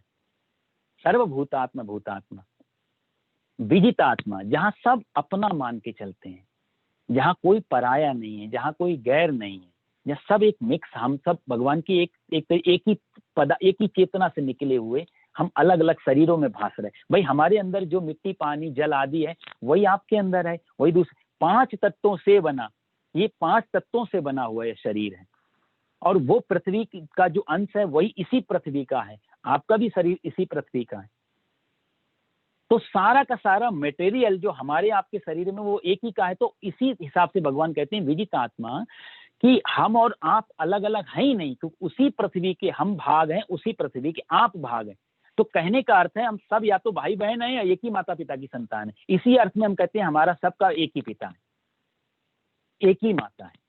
इसी अर्थ में जिस शरीर को हम मैं मान के चलते हैं, उस शरीर के पीछे जितने भी मटेरियल लगे हुए हैं वो सारे के सारे मटेरियल एक ही जगह से हैं, एक ही फैक्ट्री से निकले हुए, प्रोडक्शन सारा एक जगह से हुआ है। तो भगवान कहते हैं कि विजित आत्मा, शरीर ने जिसने बस में कर लिया अर्जुन, ऐसे आदमी फिर कोई भी कर्म करे, फिर वो उसको कर्म का कोई बंधन नहीं लगता, उसको फिर कोई फर्क नहीं पड़ता। तो इसी बात को भगवान अगले श्लोक में कहते हैं, 8वें और 9वें श्लोक में, कि कर्मों के जो हो रहे हैं कर्म, उनके विषय में भगवान इसी अर्जुन का जो सवाल था कि सन्यासी बन जाऊं, तो भगवान पहले कर्म योग के लक्षण बताए और कर्म योग से कैसे सन्यास में जाया जा सकता है, वो प्रोसेस भगवान ये 8वें और 9वें श्लोक में बता रहे हैं। ये गीता के 18 अध्याय और 700 श्लोक जो हैं, इन 700 श्लोकों में ये 8 और 9 नंबर के श्लोक बहुत कठिन माने जाते हैं एज ए प्रोनाउंसिएशन। प्रोनाउंस करना इनको बहुत कठिन है, काफी वो टफ माने जाते हैं 2 श्लोक। तो आपको मैं सुनाता हूँ ये। नैव किंचित करोमीति युक्तो मन्येत तत्त्ववेत् पश्यन् शृण्वन् स्पृशन् जिघ्रन् नश्नन् गच्छन् स्वपन् श्वसन् प्रलपन् विसृजन् गृह्णन् नुन्मिषन् निविशन्नपि इन्द्रियाणीन्द्रियार्थेषु वर्तन्त इति धारयन्। ये 8वां 9वां श्लोक है। पश्यन् श्रवणन् स्पर्शन् जिघ्रन् नश्नन् गच्छन् स्वपन् श्वसन् प्रलपन विसृजन गृह्णन् नुन्मिषन् निमिषन्नपि। आपको भी पढ़ के देखना, थोड़ा सा आपको भी शुरू शुरू में ये कठिन लगेंगे, काफी कठिन माने जाते हैं 700 श्लोकों में। तो भगवान कहते हैं इस श्लोक में कि सांख्य योगी तुझे बनना हो अर्जुन, तो उसके लिए क्या करना पड़ेगा, उसकी भगवान यहाँ शर्तें दे रहे हैं कि हे अर्जुन, तत्व को जानने वाला, तत्वविद जो शब्द आया इसमें, तत्वविद, तत्व को जानने वाला, युक्तः जो सांख्य योगी है, तत्वविद, तत्वविद का मतलब है जिसने ज्ञान को या जिसने तत्व को जान लिया, ऐसा व्यक्ति पश्यन, पश्यन मतलब देखता हुआ या नहीं देखता हुआ, दोनों एक ही बातें हैं। शृण्वन, शृण्वन माने होता है सुनता हुआ या नहीं सुनता हुआ। ये दूसरी क्रिया अपने आप जोड़नी पड़ेगी क्योंकि भगवान ने आगे अपी शब्द लगा दिया। देखता हुआ, सुनता हुआ, स्पर्शन छूता हुआ, टच करता हुआ, जिघ्रन सूंघता हुआ, अश्नन खाता हुआ, गच्छन चलता हुआ या जाता हुआ, गृह्णन ग्रहण करता हुआ, लेता हुआ, प्रलपन, प्रलपन मतलब बोलता हुआ, विसृजन, विसर्जन मतलब मलमूत्र त्याग करता हुआ, स्वपन सोता हुआ, श्वसन श्वास लेता हुआ, उन्मिशन निमिशन, उन्मिशन मतलब आंखों को खोलता हुआ, निमिशन आंखों को बंद करता हुआ, दोनों में। अपि भी इंद्रियाणि इंद्रियार्थेषु, इंद्रियां जितनी भी इंद्रियां हैं ये इंद्रियों में, वर्तन्त इति धारयन्, ये बरत रही हैं, इंद्रियां इंद्रियों में आपस में बरत रही, जितने भी ये लक्षण बताए ये सब काम इसमें इंद्रियों के माध्यम से हो रहा है। ऐसा धारयन मतलब ऐसा समझकर, ऐसा सुनकर नहीं, ऐसा समझकर, धारयन धारण करते हुए ऐसा। किंचित एव न करोमि, मैं कुछ भी नहीं करता हूं, इति मन्येत, ऐसा जो मानता है, ऐसा जो जानता है। तो भगवान ने यहाँ पर जो इंद्रियों के कहा जाए तो इंद्रियों के जितने भी हमारे शरीर में काम हो रहे हैं, इन सब के नाम गिना दिए एक तरीके से। अभी तो भगवान शॉर्टकट में एक ही साथ नाम ले रहे थे, यहाँ भगवान ने सारी की सारी फंक्शन जो हैं अपने शरीर में सब के नाम बोल दिए कि जो भी हो रहा है, पश्यन, श्रवणन, स्पसन, जिघ्रन, नशनन, गच्छन, जितना हम श्वास ले रहे हैं, हम चल रहे हैं, हम बोल रहे हैं, हम खा रहे हैं, पी रहे हैं, सारी की सारी इंद्रियां इंद्रियों में बरत रही हैं। मैं इसमें कुछ भी नहीं कर रहा हूं भाई। हम ज्यादा काम करेंगे तो थकान लगेगी, भागेंगे तो हार्ट बीट चलेगी तेजी से, पल्स चलेंगी, शरीर थकेगा, इंद्रियां इंद्रियों में बरत रही हैं। इसमें ऐसा नहीं कि मैं दौड़ूं भी और थकूं भी नहीं, ऐसा मैं नहीं कर सकता। मैं दौड़ू, यदि शरीर दौड़ा तो शरीर थक जाएगा। तो ज्ञानी समझता है कि शरीर दौड़ा इसलिए थक गया है, ना मैं दौड़ा ना मैं थका, दोनों चीजों से अपने आप को बाहर कर लेता है। तो यहाँ भगवान ने जो है करीब 13 प्रकार की जो फंक्शन बताए हैं, सुनता हुआ, छूता हुआ, सूंघता हुआ, खाता हुआ, चलता हुआ, ग्रहण करता हुआ, बोलता हुआ, मलमूत्र विसर्जित करता हुआ, सोता हुआ, श्वास लेता हुआ, आंख खोलता और बंद करता हुआ, ये 13 प्रकार के जो फंक्शन हो रहे हैं, इसमें तत्वविद, ज्ञानी महापुरुष, सांख्य योगी, तत्व को जानने वाला व्यक्ति सोचता है कि इसमें मैं कुछ नहीं कर रहा हूं, ये सब इंद्रियां इंद्रियों में व्यवहार कर रही हैं। ये जो हो रहा है वो एक उनकी बाहर की जरूरत है शरीर की। आंख दी है तो ये आंख दृश्य देख रही है, इसमें मेरा कोई रोल नहीं है। दोनों चीजें भगवान ने पिछले श्लोक में भगवान कहते हैं कि कर्म जितेंद्रिय शब्द डाल करके यहाँ भगवान फिर कह रहे हैं इस बात को। आप देखो, पहले जितेंद्रिय बोल दिया, नहीं तो हम लोगों को जो अच्छा लगता है वही देखते बोलेंगे। हम बोलेंगे तो हो रही है, साहब क्लब में कसीनो में बैठे हैं तो हम तो ये तो शरीर देख रहा है। भगवान कहते हैं पहले जितेंद्रिय हो जाओ, शरीर का, इंद्रियों का जो अच्छा भोजन है उसको देने का प्रयास करो। जब शरीर इंद्रियां उसमें ढल जाएं, अच्छा, जब हम किसी गलत चीज से अच्छी चीज में इंद्रियों को ट्रांसफर करते हैं तो कहीं ना कहीं मैं का भाव तो रहता ही है, अहंकार की, मेरी इंद्रियां अभी गलत हैं, अभी मैं इसको सही में डाल रहा हूं। तो इसलिए पहले जितेंद्रिय होने के लिए कहीं ना कहीं मैं रह जाएगा। अब भगवान जो कह रहे हैं कि अब यहां पर जब इंद्रियां ठीक रास्ते पे आ जाएं तो मैं कर्तापन को भी हटा दो, फिर ये समझो कि इंद्रियां जो कर रही है वो हो रहा है, इसमें मेरा कोई रोल नहीं है। तो 5 कर्मेंद्रियां भगवान ने यहाँ जो बताई हैं, 5 कर्मेंद्रियां हैं। प्रथम जो पहले बताई भगवान ने, देखता हुआ आंख, ये ज्ञानेंद्रिय में आती है। सुनता हुआ कान, ये भी ज्ञानेंद्रिय में आता है, जो हमको ज्ञान दे रही है वो ज्ञानेंद्रिय। तो देखना आंख, श्रवण सुनना कान, स्पर्शन छूना त्वचा के द्वारा होता है, ये भी ज्ञानेंद्रिय है। सूंघता नाक, जिघ्रन, ये नाक ज्ञानेंद्रिय है। और अश्नन खाता हुआ, ये कर्मेंद्रिय में आ गई। तो 5 प्रकार की ज्ञानेंद्रियां हो गई, 5 प्रकार की जो है कर्मेंद्रियां हो गई। चलना, मलमूत्र विसर्जन करना, खाना, ये सब कर्मेंद्रियों में आता है। 5 ज्ञानेंद्रियां, 5 कर्मेंद्रियां, ये टोटल मिला के हो गई 10। तो 10 कर्मेंद्रियों की भगवान ने बात की। फिर भगवान कहते हैं कि स्वपन, स्वपन जो सोना है वो किसी इंद्रिय के अंतर्गत नहीं आता, क्योंककि नींद जो है वो किसी इंद्रिय की बस में नहीं है। तो नींद जो है, जब हम वेदांत पढ़ेंगे तो आप पढ़ेंगे कि 5 कर्मेंद्रिय, 5 ज्ञानेंद्रिय, इनके 5 जो हैं तन्मात्राएं, इस तरह करके एक आता है मन, बुद्धि, चित्त और अहंकार। तो जो अंतःकरण है वो अंतःकरण का काम है नींद लेना, नींद इंद्रियों के अंतर्गत नहीं है। इसलिए अंतःकरण को भी भगवान नींद के माध्यम से, सोने के माध्यम से जोड़ रहे हैं, वो अंतःकरण की का कर्म है।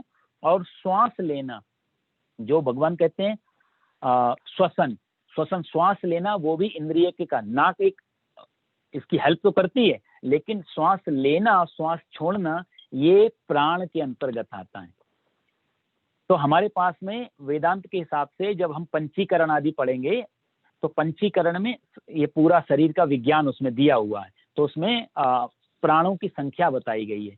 तो प्राण, अपान, व्यान, समान, उदान, ये 5 प्रकार के तो प्राण होते हैं। इनके भी फिर भाग हैं, 4 उप प्राण हैं, नाग, कृकल, कूर्म और धनंजय। तो ये 4-5 प्राणों के उप प्राण हैं। ये वेदांत आदि की चर्चा है। तो इसमें कहते हैं जो श्वास लेना ये प्राण की क्रिया है। यहाँ पंच प्राण जो है ना, प्राण अपान व्यान समान उदान, ये पंच प्राणों में श्वास लेने का, कोई प्राण श्वास हम नहीं ले रहे हैं भाई। आंख को तो आप जब चाहे बंद कर सकते हैं, कान को आप बंद कर सकते हैं, किसी भी इंद्रियों को आप शरीर से अलग कर दो तो कोई दिक्कत नहीं होगी।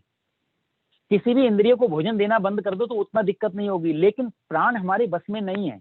ये जो श्वास लेना, श्वास हम नहीं ले रहे हैं, इसलिए भगवान ने इसको अलग हटा दिया। श्वास प्राण अपने आप ले रहा है शरीर से। श्वास यदि हमें लेनी पड़े साहब तो बड़ा कठिन काम हो जाएगा। थोड़ा मिनट 2 मिनट भूल गए श्वास लेना तो राम नाम सत्य हो जाएगी। तो वो प्राण की क्रिया है, इसलिए प्राण हमारे बस में नहीं है। तो प्राण तो परमात्मा की देन है, पर हम व्यवहार में जीवन में बोल लेते हैं कि मैं श्वास ले रहा हूं। तो उसके लिए हमारे जो भाष्यकार हैं, गीता के जो भाष्य हुए, उन्होंने कहा थोड़ा सा इसी चीज का थोड़ा अलग अर्थ रख दिया। हालांकि भगवान श्री कृष्ण का भाव अलग है। वो कहते हैं कि जब प्राण की क्रिया है श्वास लेना, तो भगवान यहाँ मनुष्य के साथ क्यों जोड़ रहे हैं। तो उन्होंने ये कहा, जो विद्वान है गीता के, उन्होंने कहा कि कई बार जब हम प्राणायाम आदि करते हैं, गहरी श्वास लो, लंबी श्वास लो, कपाल भाती करो, उस समय हम कर्ता हो जाते हैं श्वास लेने के। उतनी की क्रिया को शायद भगवान यहाँ श्वास लेने को जोड़ रहे हैं। लेकिन वस्तुतः गीता के अर्थ में जो मैंने और सुना महापुरुषों से, वो कहते हैं कि प्राणों की क्रिया को भी भगवान डायरेक्ट जोड़ रहे हैं, वो प्राणायाम के कारण नहीं, क्योंकि वो प्राण की क्रिया भी हमारे बस में नहीं होती है। और इसलिए भी जोड़ रहे हैं, अर्जुन को समझा रहे हैं कहीं ना कहीं, जैसे श्वास तेरे बस में नहीं है, तू नाक बंद करके बैठ जा, देख थोड़ी देर में तेरे जब श्वास आएगा तो अपने आप नाक से शरीर इतना जोर मारेगा, हाथ हटवा देगा। कोई आदमी नाक बंद करके नहीं मर सकता है। फांसी लगा ले, पानी में डूब जाए, आग जहां उसका जोर खत्म हो जाए, वो ऐसे तो आत्महत्या कर लेगा। पर सोचे कि नाक बंद करके मैं आत्महत्या कर लूं, नहीं हो पाएगी कि मैं श्वास ही नहीं लूंगा।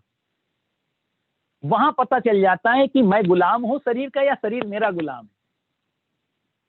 नाक पे हाथ रखिए और सांस बंद करके आप देखो, दम घुटेगा, शरीर अपने आप, कितनी भी ताकतवर आदमी सही, नाक से हाथ हट ही जाएगा, पूरा शरीर प्राणवायु मांगेगा, पूरा शरीर श्वास मांगेगा।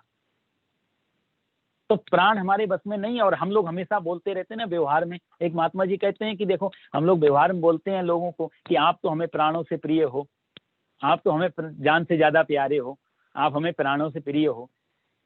वो कहते थे कभी प्राणों ने सुन लिया ये बात और वो कहते हैं अच्छा तुम्हें ये प्राणों से ज्यादा प्रिय है तो इन्हीं को रखो, हम चल रहे हैं यहाँ से निकल करके।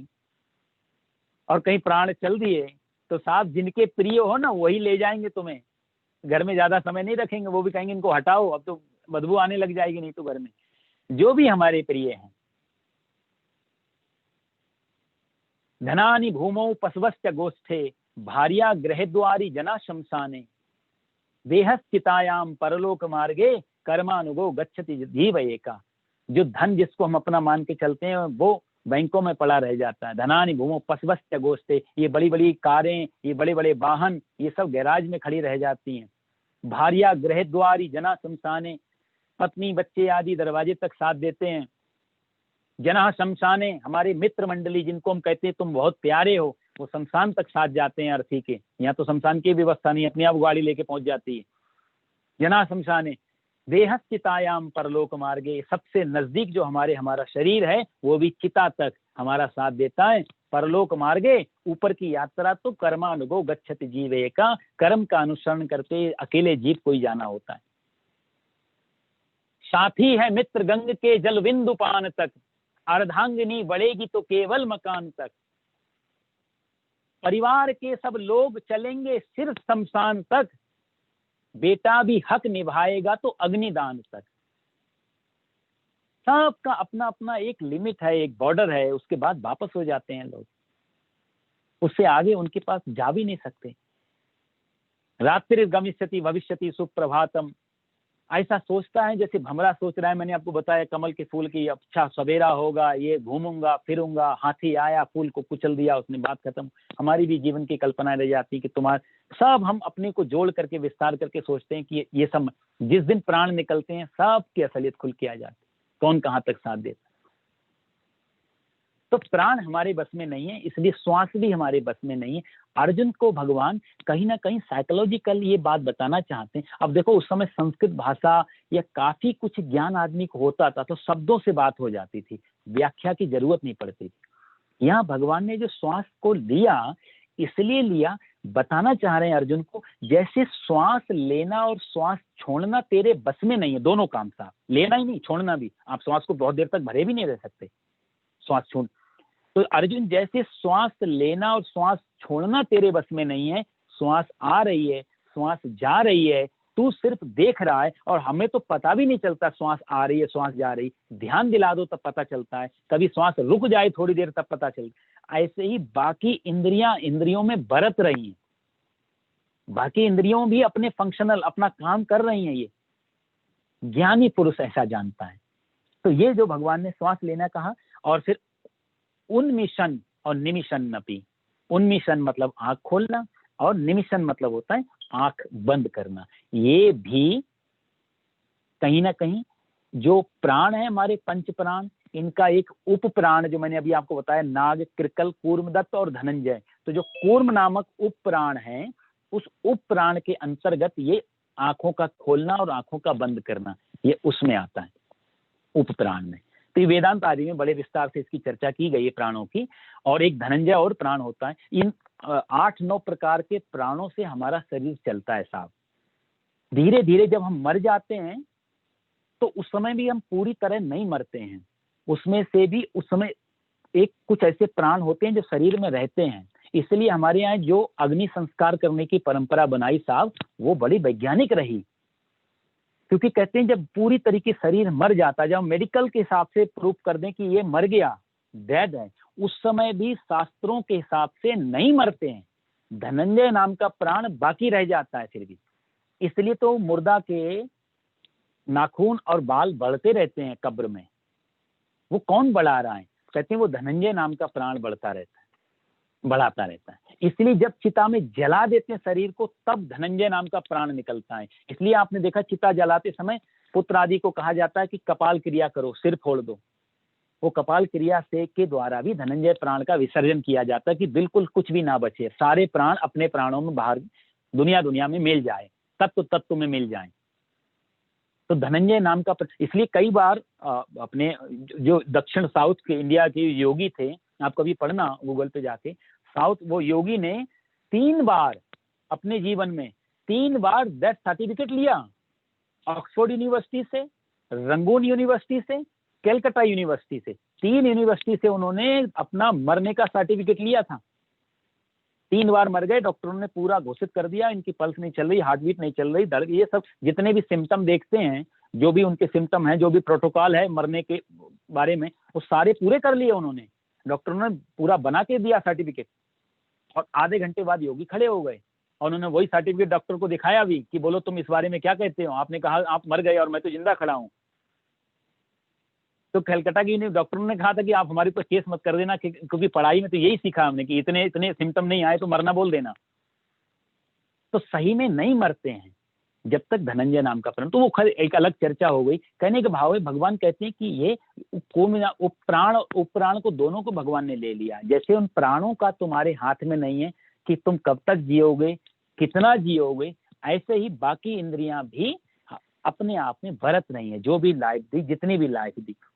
तो ज्ञानी का अज्ञानी का इतना ही अंतर है। अज्ञानी मान के चलता है कि मैं देख रहा हूं, अज्ञानी मान के चलता है मैं खा रहा हूं। अब देखो स्वामी ये अपने दत्तात्रेय भगवान है, दत्तात्रेय कितने हट्टे कट्टे, भगवान दत्त भगवान का श्रीमद् भागवत में भी आता है, हट्टे कट्टे होके घूम गए। इनको राजा ने पूछते हैं कि तुम इतने हट्टे कट्टे और सन्यासी कैसे तपस्वी हो? इतना हट्टा कट्टा सन्यासी को तो सूखा, मतलब हमारी जो इमेज बनी है कि सूखा कंकाल की तरह होना चाहिए। दत्त भगवान बोले इसमें मैं कहाँ हट्टा कट्टा हूं। जो दत्त भगवान ने ज्ञान दिया है, जल भरत जी राजा रघुगण को बताते हैं कि रघुगण ये तू शरीर को देख रहा है, मोटा ताजी हट्टा कट्टा, ना मेरा वजन है, ना मेरा कुछ रंग है, ना रूप है, मैं बिल्कुल अलग हूँ। शरीर को जितना भूख लगती है उतना इसको खिला देता हूँ, ठीक है, ये शांत रहेगा तो मुझे भजन में करने में बाधा नहीं पड़ेगी। इसको जो चाहिए करवा देता हूँ, उसमें मैं अलग रहता हूँ, ये अलग रहता है। राजा रहुगण और जड़ भरत का जो संवाद है वो बड़ा सुनने लायक है। इसी श्लोक के माध्यम, जो ये 8 और 9 श्लोक हैं, इसकी व्याख्या मानो रहुगण से जड़ भरत ने की है। वहां पे रहुगण पूछता है कि मेरा एक प्रश्न है प्रभु, आप कहते हो कि आपको कोई फर्क नहीं पड़ता, आप रहते तो शरीर में हो। बोला हाँ रहता शरीर में हूँ, मेरा घर है। तो बोला मेरा एक प्रश्न है कि मैंने मान लिया आग जलाई, आग के ऊपर, जलती हुई आग के ऊपर एक बर्तन रख दिया, उस बर्तन में मैंने पानी डाल दिया, उसमें फिर चावल डाल दिए। तो आप बताओ, आग के जलने से पतीला गर्म होगा, पतीले के गर्म होने से पानी गर्म होगा, पानी के गर्म होने से उसके अंदर चावल पक जाएंगे। तो ऐसे ही जब शरीर को कष्ट होगा तो शरीर से भीतर मन को जाएगा, बुद्धि को जाएगा, चित्त को जाएगा, अहंकार को जाएगा, और आत्मा को जाके नहीं पकड़ेगा वो। भाई प्रोसेस तो जब तुम अंदर ही रह रहे हो तो तुम्हें भी हर्ट होना चाहिए। तो राजा जड़ भरत जी बहुत हंसे, रघुगण से कहा तू बातें तो बड़ी पंडितों वाली कर रहा है। और भगवान ने भी अर्जुन से कहा था कि तू बातें ज्ञानियों की जैसी करता है, लेकिन है तू मूर्ख राजा रघुगण। तुझे ये बातें इसलिए आ गई क्योंकि तू कपिल के साथ सत्संग कर रहा था। कपिल महाराज का शिष्य था राजा रघुगण। तो कपिल के साथ सत्संग करते करते कुछ बातें उसने पकड़ ली। शिकारी आएगा, जाल बिछाएगा, दाना डालेगा, पर मैं नहीं फंसूंगा। और फंस भी रहे तोता उसमें जाल में, और बोलते भी जा रहे हैं शिकारी आएगा, जाल बिछाएगा। रघुगण से कहा कि ये बातें शोभा नहीं देती। बोला कैसे महाराज? बोला आग के गर्म होने से पतीला गर्म होता है, पतीले के गर्म होने से पानी गर्म होता है, पानी के गर्म होने से चावल गर्म होके पक जाते हैं, लेकिन उसके पतीले के भीतर एक आकाश भी तो होता है, खाली जगह भी तो होती है। वो क्या पकती है, वो क्या गर्म होती है, वो क्या जलती है? जैसे आकाश को कोई फर्क नहीं पड़ता। ये चावल, ये पानी, ये पतीला, ये आग, ये सब स्थूल चीजें हैं, ये दिखाई दे रही हैं। इसके अंदर एक चिदानंद रूपी आकाश भी है जिसको हम आत्मा बोलते हैं।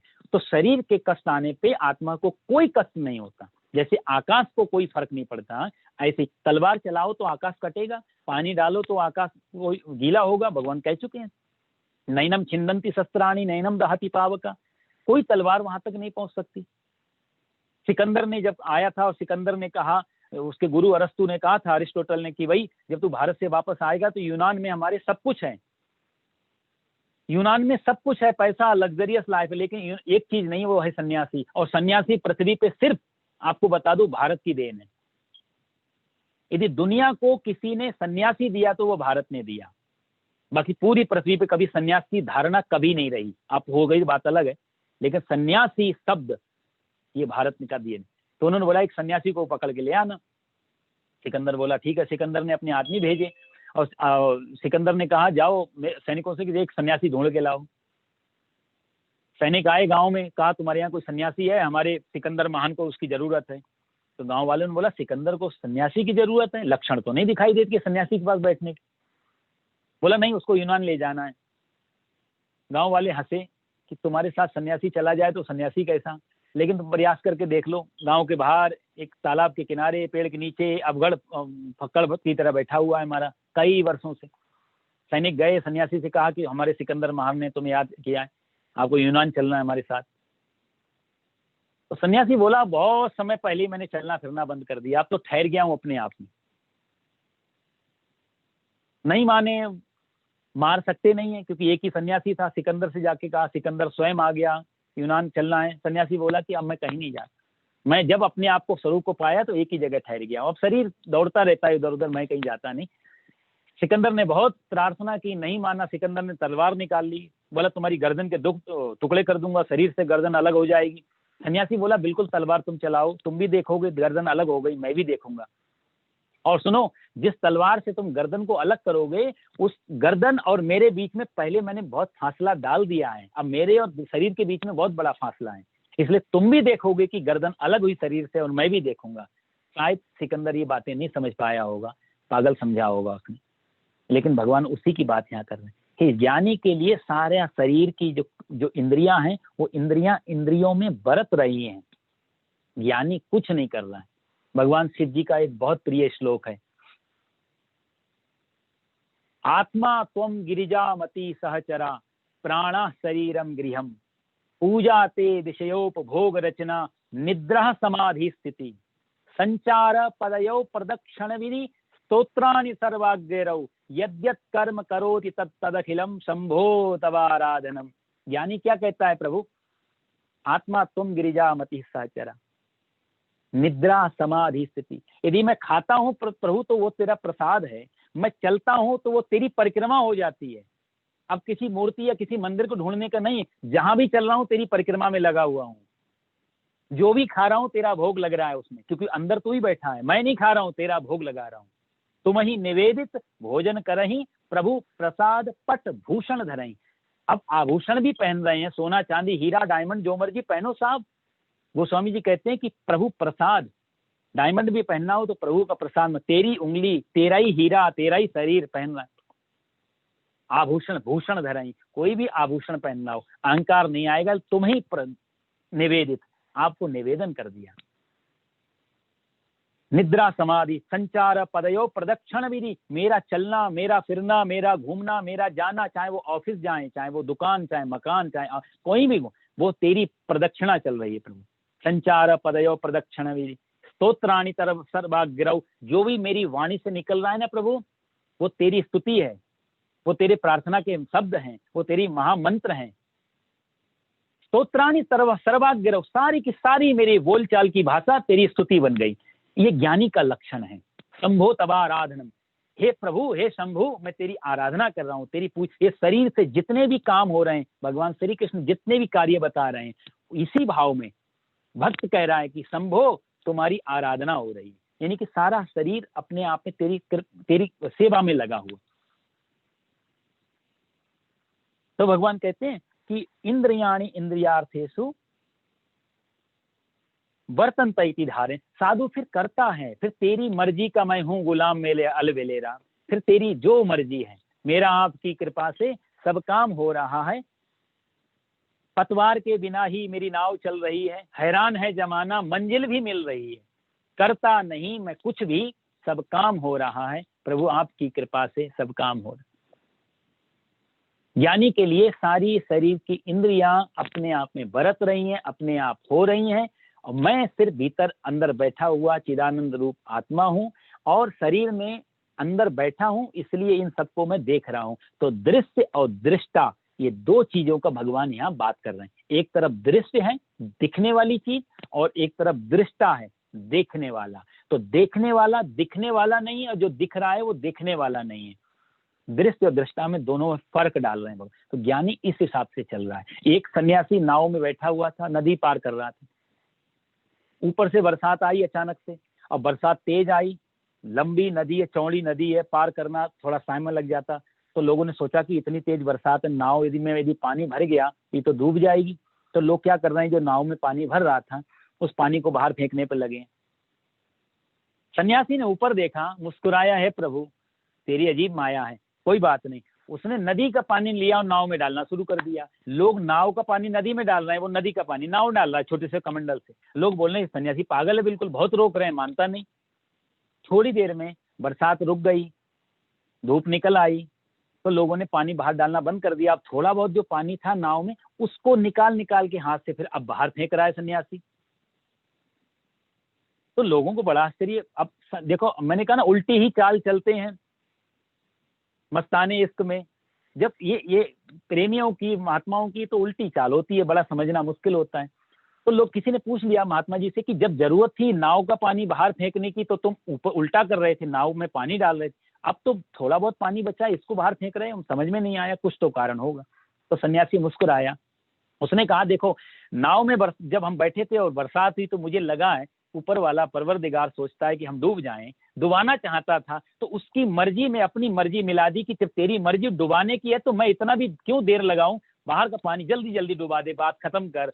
और जब देखा थोड़ी देर बाद तेरा विचार बदल गया, तो तेरा विचार बदला तो मेरा भी विचार बदल गया, अब ये जरा सा भी पानी हमको डुबा ना दे, इसलिए बाहर फेंक रहा हूँ।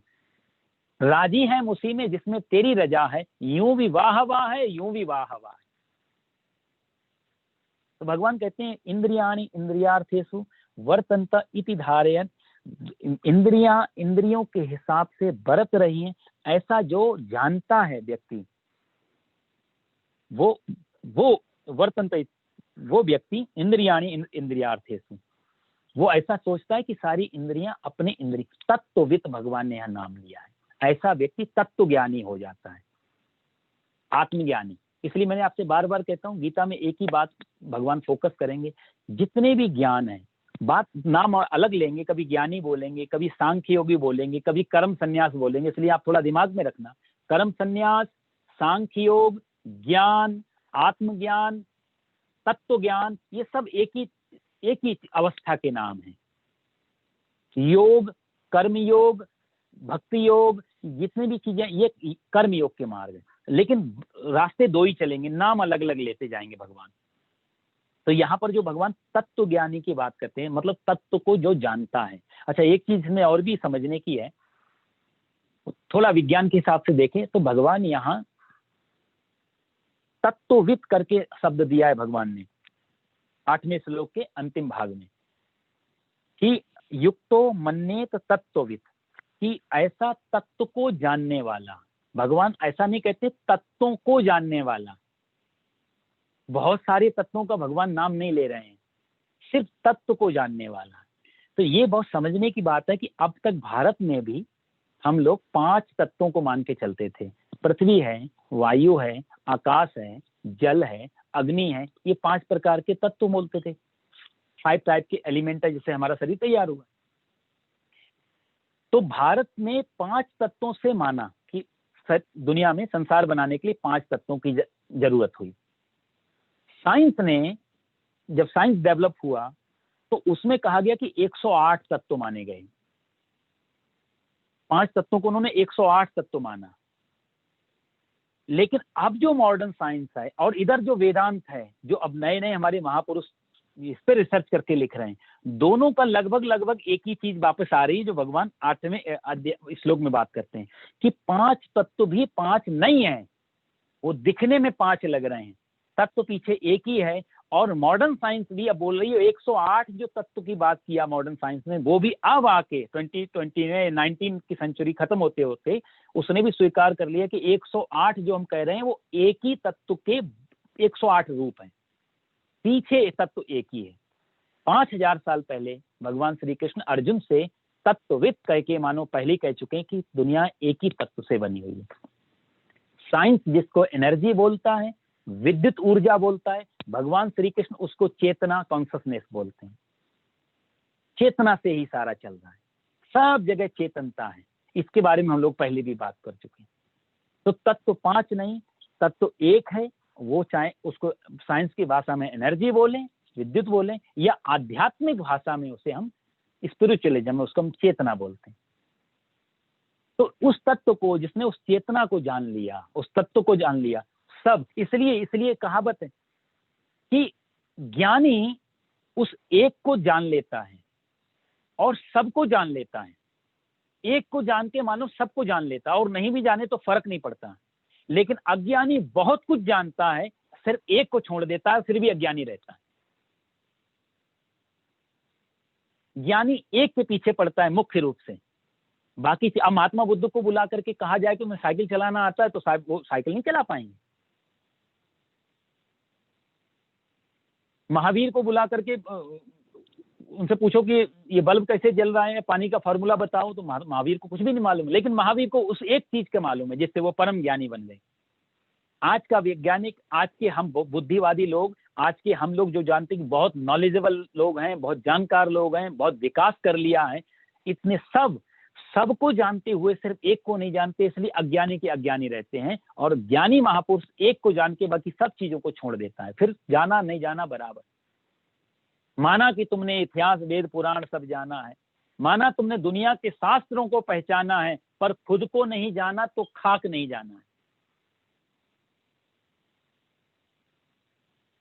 महापुरुष कहते हैं कि जिसमें एक ही ज्ञान है वो है आत्मज्ञान। इसके बाद सारे के सारे एक दिन अज्ञान में समा जाते हैं। भाई अज्ञान है, आत्मज्ञान अपने का परिचय कराता है, बाकी ज्ञान दूसरे का परिचय कराते हैं। दूसरे का परिचय आज नहीं कर, भाई एक यात्रा में चल रहे हैं, कोई पड़ोसी मिला तो साथ में बैठने वाला कितनी देर साथ देगा। जब डेस्टिनेशन आएगा अपना हम उतर जाएंगे, वो अपना उतर जाएगा, वो अपने घर हम अपने घर।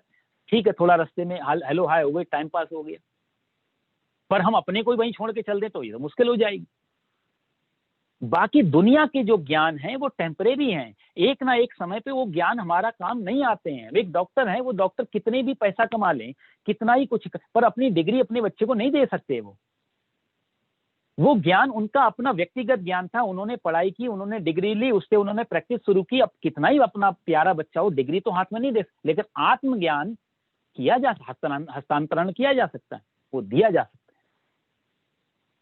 तो दुनिया के ज्ञान हमारे किसी काम आते हैं और कभी कभी काम आते हैं, और उनका एक लिमिटेशन है, यहां तक काम आएंगे। लेकिन आत्मज्ञान दुनिया के लिए भी काम आता है, दुनिया के पार भी, जीवन में भी काम आता है, जीवन के पार भी काम आता है। इसलिए कबीरदास कहते हैं ना, जो घर फूके आप ना चले हमारे साथ। अपने घर में आग लगाने की हिम्मत हो तो मेरे साथ चलना। कहने का मतलब तुम अपना घर मतलब जो हम मान के चल रहे हैं, ये सारा ज्ञान, ये दुनियादारी की नॉलेज, इन सबको फूकने की हिम्मत हो तो हमारे साथ चलना। जो घर फूके आप ना चले हमारे साथ। एक ही ज्ञान है, वो आत्मज्ञान है, जिसने खुद को जान लिया, सबको जान लिया। इसी अर्थ में अज्ञानी एक को छोड़ के सब जानने की कोशिश करता है, और ज्ञानी सब छोड़ के एक को जानने की कोशिश करता है। उसी के भगवान बारे में बात करते हैं। और जो एक को जान लेता है वो फिर सबको जान लेता है। एक चावल का दाना देखा, पूरे पतीले का आइडिया मिल जाता है। और बाकी ज्ञान हमको परतंत्र करते हैं, आत्मज्ञान स्वतंत्र करता है। ये भी एक बड़ी खासियत है। बाकी सारे ज्ञान परतंत्र करेंगे। दूसरे की जानकारी, दूसरे का जो लगाव है, भाई दूसरे के बारे में जानकारी हुई तो मोह ममता बढ़ेगी, मोह ममता बढ़ेगी तो कहीं ना कहीं अटैचमेंट बढ़ा तो हम उसके गुलाम होना शुरू हो जाएंगे। मन वहां दौड़ेगा, जहां आकर्षण होगा वहां मन भागेगा, तो इसके पीछे हमारी एक गुलामी शुरू होती। तो दूसरे का ज्ञान हमको गुलामी में ले जाता है, स्वयं का ज्ञान स्वतंत्रता में ले जाता है। कहते स्वतंत्रता से बड़ा कोई आनंद नहीं, और गुलामी से बड़ा कोई दुख नहीं। दुनिया की सारी पीड़ा, सारी अशांति, सारा दुख कहीं ना कहीं हमारे को दूसरे की गुलामी से आता है। और सही अर्थों में आपको बताऊं, जो आदमी अपना मालिक हो पाता है, जो स्वयं का मालिक हो पाता है, या तो वो सबका मालिक हो जाता है, या वो किसी का गुलाम नहीं रह जाता। और जो दूसरे का गुलाम है, एक आदमी रस्सी को में गाय को पकड़ के बांध के ले जा रहा था। सन्यासी बैठा हुआ अपने शिष्यों को प्रवचन कर रहे थे। सन्यासी ने अपने शिष्यों से कहा कि प्रवचन बाद में देखना, पहले देखो सामने किसान और गाय दोनों बंधे बंधे कहीं जा रहे हैं। शिष्यों ने देखा, उस किसान ने भी सुना, और किसान ने बोला, नहीं महात्मा जी अपनी वाणी सुधारो, मैं नहीं बनाऊं, मेरी गाय बंधी है। सन्यासी ने कहा, नहीं देखो मेरे शिष्यों, ये किसान और गाय ये दोनों बंधे हुए हैं। उसने फिर कहा कि आप गलत बोल रहे हैं, मैं नहीं बनाऊं, गाय बंधी है। तो सन्यासी बोला, यदि गाय बंधी है या तुम बंधे हो, अभी 1 मिनट में पता चल जाएगा। रस्सी खोलो गाय की, फिर देखो कौन किसके पीछे भागता है। बंधा हुआ तू है, और सुनो, गाय तो तुमने बांधी है, गाय मजबूरी में बंधी है, तुम अपनी इच्छा से बंधे हो, पर दिखाई रस्सी दे रही जिसके गले में पड़ी है। आध्यात्मिक अर्थ में हम गुलाम हैं। इसलिए हम, एक आदमी जितना बड़ा, जितने गुलाम, ये जो मालिक बनने की शौक है, ये इसीलिए तो शौक है, इतने सारे हमारे नीचे काम करने वाले लोग, उतना बड़ा मालिक उतनी बड़ी गुलामी कृष्ण के अर्थों में। क्योंकि हर किसी को ट्रैक करना पड़ेगा, हर किसी को देखना पड़ेगा। मैं आपको एक बार एग्जाम्पल सुना रहा था, मेरे को अच्छा लगा, वो किसी के बारे में मैंने पढ़ा। ये जो एंड्रू कार्नेगी, जो EMU करके यूनिवर्सिटी है, तो एंड्रू कार्नेगी जब मर रहा था तो उसने पीए से पूछा कि हम दोनों को यदि दोबारा जन्म लेने का मौका मिले तो तुम क्या बनना चाहोगे, एंड्रू कार्नेगी या मेरे पीए ही बनोगे? तो पीए ने हाथ जोड़ के कहा, आप क्षमा करो, बुरा मत मानना, मैं दूसरे जन्म में भी तुम्हारा पीए बनना चाहूंगा। क्यों एंड्रू कार्नेगी नहीं बनना चाहोगे? इतनी यूनिवर्सिटी, इतना सब कुछ मैंने उस समय के हिसाब से 10 अरब रुपए छोड़ के मरा था वो। तो पीए बोला, मैंने तुम्हारी लाइफ देखी है, 7 बजे तुम अपने ऑफिस पहुंच जाते हो, 8 बजे तुम्हारा मैनेजर आता है, 9 बजे तुम्हारा डायरेक्टर आता है, 10 बजे तुम्हारा चपरासी आता है, 4 बजे चपरासी चला गया, डायरेक्टर भी चला गया, 5 बजे मैनेजर भी चला गया, 7 बजे तक आप अपने ऑफिस में काम करते हो। मुझे एंड्रू कार्नेगी नहीं बनना, मैं पीए ठीक हूँ। मालिक कौन है असली? तो जितने ज्यादा गुलाम, जितने ज्यादा सर्वेंट, जितने ज्यादा नौकर, जितने ज्यादा हम अपने नीचे लोग खड़े करेंगे, उतनी ज्यादा गुलामी हमारे पास होगी। भगवान श्री कृष्ण कहते हैं वो गुलामी नहीं दिखाई देती, वो मालकियत का एक लेवल दिखाई देता है। असली में मालकियत नहीं, वो असलियत में गुलामी है। जैसे गाय के रस्सी बांधी है और किसान लेके जा रहा है, तो किसान से गाय बंधी हुई नहीं है, गाय से किसान बंधा हुआ है। तो जितनी भी हमारी चीजें हम इकट्ठा करके वो सोचते हैं मालिक हैं, जरा सा कोई हमारे घर में आग लगा दे, पता चल जाएगा मालिक कौन है और गुलाम कौन है। आग लगी घर में, रोते हमें, चीखते चिल्लाते हमें।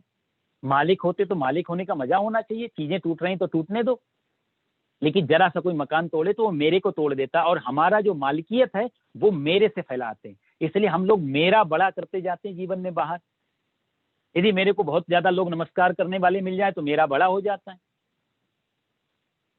यदि मेरा बड़ा घर है तो मैं बड़ा, तो मेरे से मैं बड़ा होता रहता है। इसलिए सारा जीवन जो हम मेरे को बढ़ाते हैं वो मेरे के कारण नहीं, मेरे से मैं भी बड़ा होता रहता है, मालकियत बढ़ती रहती है। भगवान श्री कृष्ण कहते हैं आध्यात्मिक भाषा में कि इससे कहीं ना कहीं गुलामी बढ़ती है, अशांति बढ़ती है, क्योंकि उसमें सबको मैनेज भी तो करना पड़ेगा। वो मैनेज करने में दुख और पीड़ा और चिंता के सिवा कुछ मिलता नहीं। इसलिए अर्जुन ज्ञानी व्यक्ति मान के चलता है कि यहाँ कहीं भी किसी का ना मैं मालिक हूं ना मैं गुलाम हूं, ये इंद्रियां अपना काम कर रही।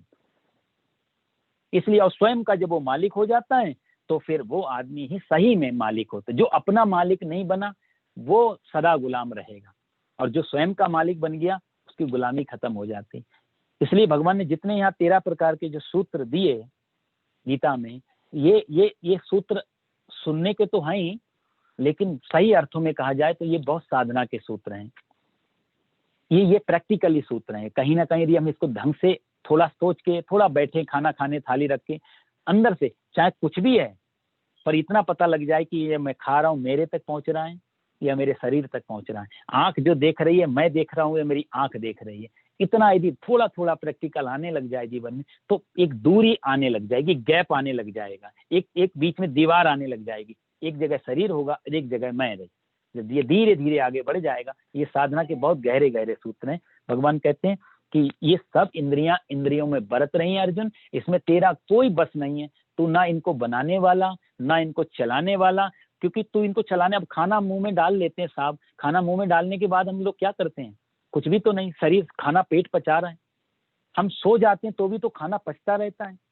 यदि हम ही पचा रहे होते तो सोने के बाद कौन पचा रहा है? आदमी कोमा में चला जाता है, बेहोश हो जाए तो भी उसको ग्लूकोज दिया जाता है ना साहब, कोमा में है, कॉन्शियस में नहीं है, फिर भी ग्लूकोज दे रहे हैं, शरीर पचा रहा है उसको, अंदर अंदर सारा काम चल रहा है। आज तक कोई ऐसी लैब नहीं बनी, मेरे जो जहां तक मेरा विचार है, आप लोगों को ज्यादा जानकारी होगी, कि इधर से रोटी डाली जाए और उधर से खून निकाला जाए। रोटी डाल के खून बनाने की लैब आज तक पृथ्वी में शायद वैज्ञानिक अभी तक तो नहीं बना पाए मेरी जानकारी के हिसाब से। एक छोटा सा पेट कितना काम कर रहा है। हम रोटी डालते हैं और वो खून को कन्वर्ट कर देता है। कौन कर रहा है? यदि हमको करना पड़े, कहते हैं यही काम हमको बाहर करना पड़े तो 1 वर्ग मील में फैक्ट्री बनानी पड़ेगी। इतना बड़ा काम है ये जो छोटा सा पेट कर रहा है। इंद्रियाणि इंद्रियार्थेषु वर्तन्ते इति धारयन्। अर्जुन, इसलिए तू ये सोच के कर्ता भाव अपने अंदर मत ला कि तू कर रहा है। यदि ऐसा लाएगा तो तेरे को सिवाय अहंकार के कुछ मिलेगा नहीं। तो उसी चीज में भगवान आगे कहते हैं 10वें श्लोक में, ब्रह्मण्याधाय कर्माणि संगम त्यक्त्वा करोति यः लिप्यते न स पापेन पद्मपत्रमिवाम्भसा। 11वां श्लोक भी साथ में ले लेते हैं। कायेन मनसा बुद्ध्या केवलैरिन्द्रियैरपि योगिनः कर्म कुर्वन्ति संगम त्यक्त्वात्मशुद्धये। भगवान कहते हैं अर्जुन, जो यह कर्माणि ब्रह्माणि आधाय, जो व्यक्ति कर्माणि अपने सारे कर्मों को ब्रह्माणि ब्रह्म में, उस परमात्मा में, आधाय मतलब उसमें समर्पण कर देता है, जो हम बोलते हैं ब्रह्मार्पणम ब्रह्मविर, जो श्लोक गया, सारे कर्मों को ब्रह्म में लगा देता है। संगम त्यक्त्वा करोति सः, संग मतलब आसक्ति, वही ममत्व, मेरा अटैचमेंट, त्यक्त्वा मतलब उसको त्याग देता है।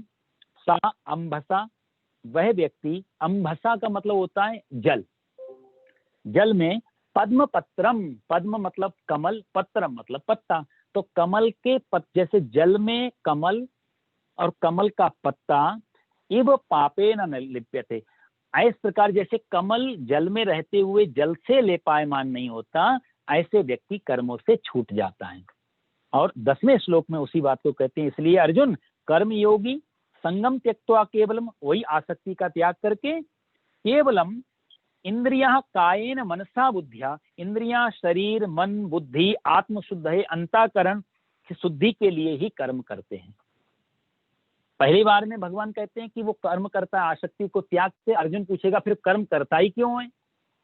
आसक्ति त्याग दी जब कुछ पाना ही नहीं तो करता क्यों है? तो इसलिए 11वें श्लोक में भगवान कहते हैं वो इसलिए करता है क्योंकि अंतःकरण की शुद्धि के लिए उसको कर्म करना पड़ता है। ये 10वें श्लोक में थोड़ी एक बारीकी है, वो मैं आगे बताऊंगा। पहले 11वें श्लोक में, पहले 10वें श्लोक को हम लोग लेते हैं।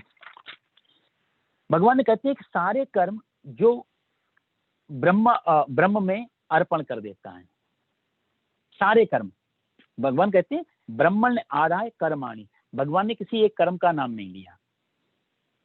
कर्माणि मतलब सारे कर्म। सारे कर्म हमारे पुण्य भी हो गए, हमारे पाप भी हो गए। पुण्य को भी पाप को भी दोनों को जो परमात्मा में अर्पण कर देता है।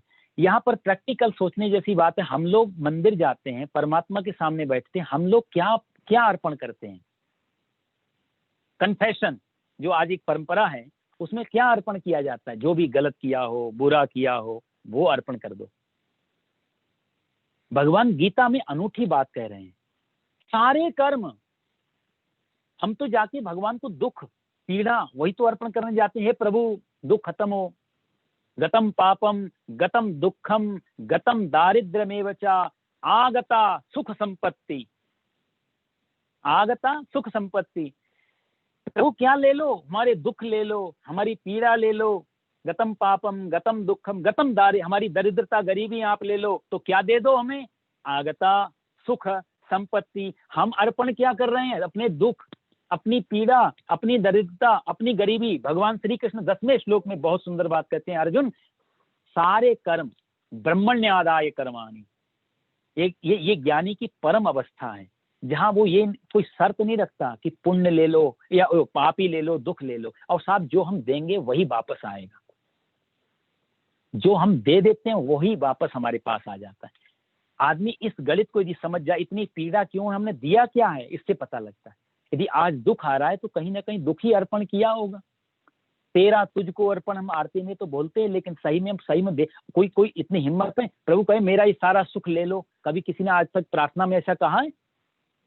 मेरी शांति ले लो।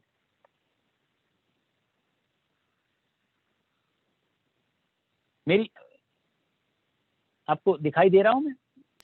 नहीं पंडित जी, आपका वीडियो नहीं आ रहा, बट आवाज आ रही है।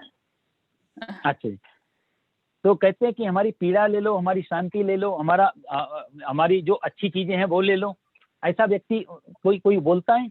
हम जाके ज्यादातर ऐसी चीजों को लेके जाते हैं कि जो अच्छी हैं, जहां अच्छे अच्छे कर्म हैं, वो हमारे पास रहने दो। हमारी शांति प्रभु कोई छीन ना ले, हमारा धन कोई छीन ना ले। दरिद्रता देने को तैयार है पर धन देने को तैयार नहीं है, और धन भी यदि देने को तैयार भी है तो इस अर्थ में कि इससे ज्यादा मिल जाए। दो कि आ गया, यस कर दो। इस अर्थ में देखो, यदि मालूम पड़ जाए कि आप यहाँ 11 चढ़ाओगे तो 1100 की लॉटरी लग जाएगी, तो भला आसान है 11 छोड़ना।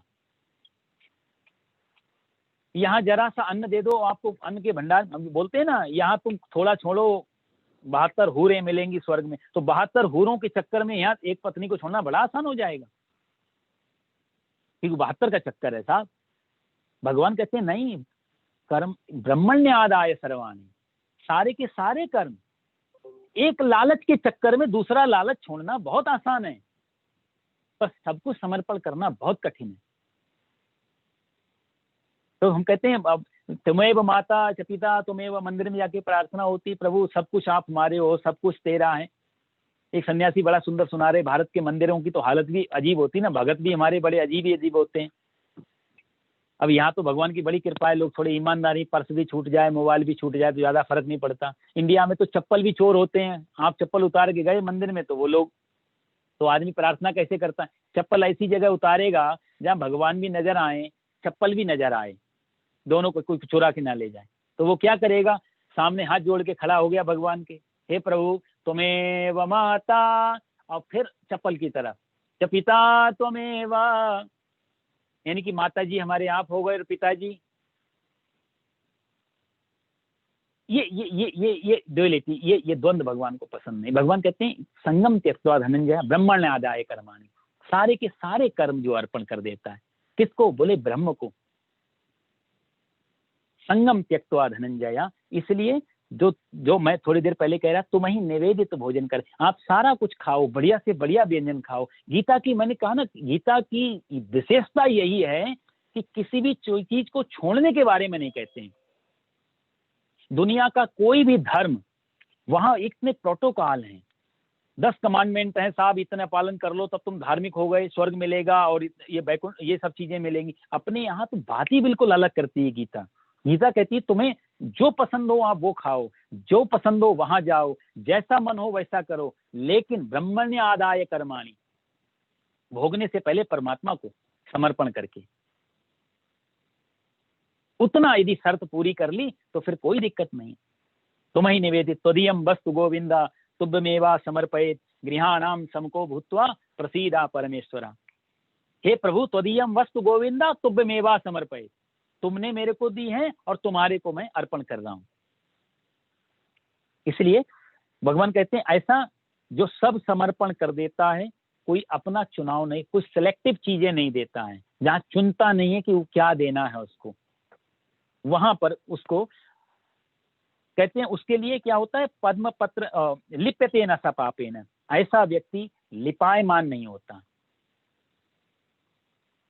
जैसे गाते हैं ना, ज्यों की त्यों धर दीनी चदरिया, जैसी परमात्मा ने दी है, जैसा परमात्मा ने दिया उसको वैसा ही मैंने वापस कर दिया, ज्यों की त्यों धर दीनी चदरिया। ऐसे व्यक्ति को कोई कर्म के बंधन बांधते नहीं है, और सही में कहा जाए तो जैसे हम आए और वैसे ही वापस चले गए, कोई दोष नहीं लगा, कोई दाग नहीं लगा। इंद्रियों ने इंद्रियों का काम कर लिया, जो 9वें 8वें 9वें श्लोक में भगवान ने कहा, इंद्रियां सब काम, इंद्रियां खा भी रही हैं, इंद्रियां देख भी रही हैं, इंद्रियां सो भी, सब काम कर रही हैं, लेकिन मैं अभी भी उनसे टच में नहीं हूं। तो यानी कि ये कहीं ना कहीं कुंवारापन है। ज्यों की त्यों धर दीनी चदरिया, उसका मतलब यही है कि मैं बिल्कुल वर्जिन रह गया, इंद्रियों ने अपना काम कर लिया।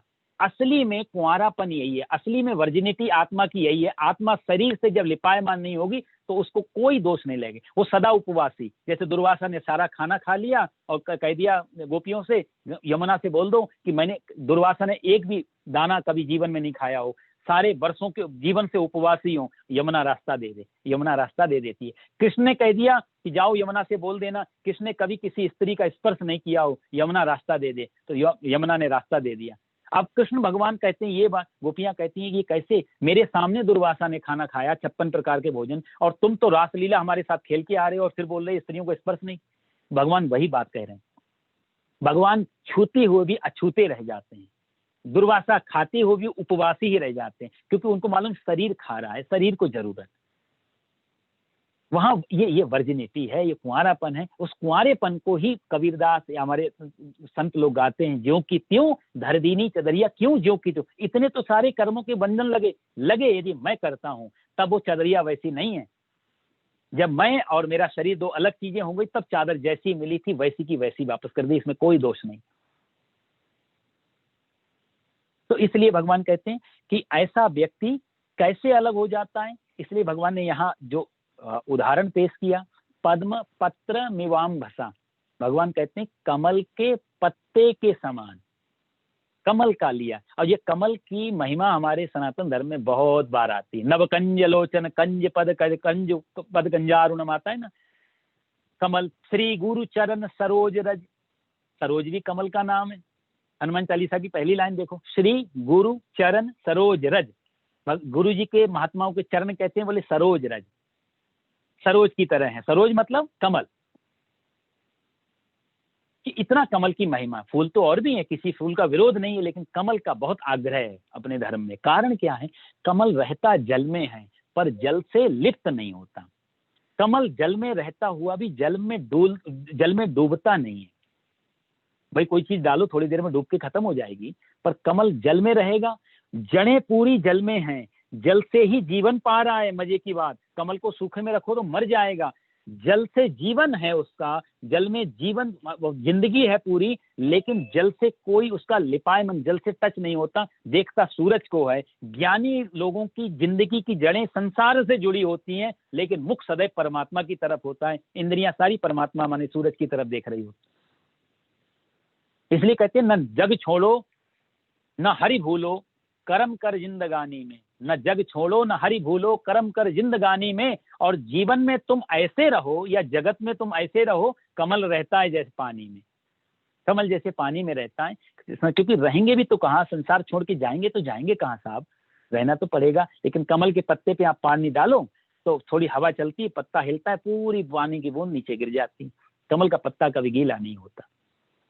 तो कमल का जो उदाहरण ये दिया है, ये बहुत ही सोच समझ के भगवान श्री कृष्ण ने दिया। तो एक तो संत महापुरुष कैसे रहते हैं, बोले कमल के पत्ते की तरह। वो संसार में रहते हैं लेकिन संसार में खोते नहीं है, संसार में डूबते नहीं, आंख खोल के रहते हैं। यहाँ पर कहा सही में अंदर की जो चक्षु है, जिसको हम प्रज्ञा बोलते हैं, जिसको तीर नेत्र बोलते हैं, जिसको सिक्स सेंस बोलते हैं, वो खोल के रखते हैं अपना। तो एक तो वो डूबते नहीं है, और उनके शरणागति जो ले लेता है, जैसे कमल के ऊपर, कमल स्वयं नहीं डूबता, कोई भमरा, कोई मक्खी, कोई मच्छर आ जाए और कमल पे बैठ जाए तो उसको भी तो नहीं डुबाता साहब, वो भी तो बचा रहता है जल में। तो कमल खुद भी नहीं डूबता, जो उसकी शरण में आ गया उसको भी नहीं डुबाता। अर्जुन से भगवान श्री कृष्ण मानो इशारा कर रहे हैं कि तू समझ, तू मेरी शरण में यदि आएगा तो मैं तो डूबा हुआ नहीं हूँ, लेकिन तुझे भी डूबने नहीं दूंगा। ज्ञानियों की शरण लेने से व्यक्ति, उसका भी उद्धार हो जाता है। पद्म पत्र निवाम बसा, कमल के पत्ते की तरह अर्जुन लेपायमान नहीं होता, जग नहीं छोड़ा जाता। बड़ी सुंदर मेरे को एक प्रसंग याद आ रहा है। भगवान श्री राम माता सीता के साथ में पंचवटी में बैठे हुए हैं, और वहां पर माता सीता और राम जी तो और लखनलाल सब जंगल में है साहब। अब जंगल में है तो तपस्वियों की तरह भेष है, मजबूरी है, ना सेना है, ना रथ है, ना घोड़े हैं, ना सोना चांदी, कुछ भी तो नहीं है। तो जीवन तपस्वियों की भांति जा रहा है। अब देखो कितनी अच्छी, बिल्कुल ईमानदारी से गोस्वामी जी बात लिखते हैं कि ये जंगल में रह रहे हैं, इसलिए हम इनको ज्यादा महत्व नहीं देंगे, क्योंकि जंगल में है तो वहां सोने चांदी का कुछ है ही नहीं, त्याग करके आए हैं तो कुछ है ही नहीं, तो लेंगे क्या। तो जो मिलता है वो खा लेते हैं। कंदमूल फल इसलिए नहीं खा रहे हैं क्योंकि कंदमूल इनको अच्छे लगते हैं, क्योंकि वहां साग पनीर है ही नहीं, वही कंदमूल फल फूल मिल रहा है, उससे जीवन यापन कर रहे हैं। लेकिन इसलिए राम लखन सीता से भी ज्यादा तपस्या इस समय वो किसको दे रहे हैं महत्व, गोस्वामी जी भरत जी को। वो कहते हैं कि लखन लाल सिय कानन बसही, लखन लाल सिय माता सीता, भगवान राम, लखन जी, ये कानन मतलब जंगल में बसही, लेकिन भरत भवन बस तप तनु कसही। भरत जी तो राजभवन में रहते हुए शरीर को कस रहे हैं। असली त्याग, असली कसना यदि है तो भरत जी से सीखो। उनकी तो मजबूरी है जंगल में, लेकिन भरत को तो मजबूरी नहीं है साहब, ये तो राजभवन में है।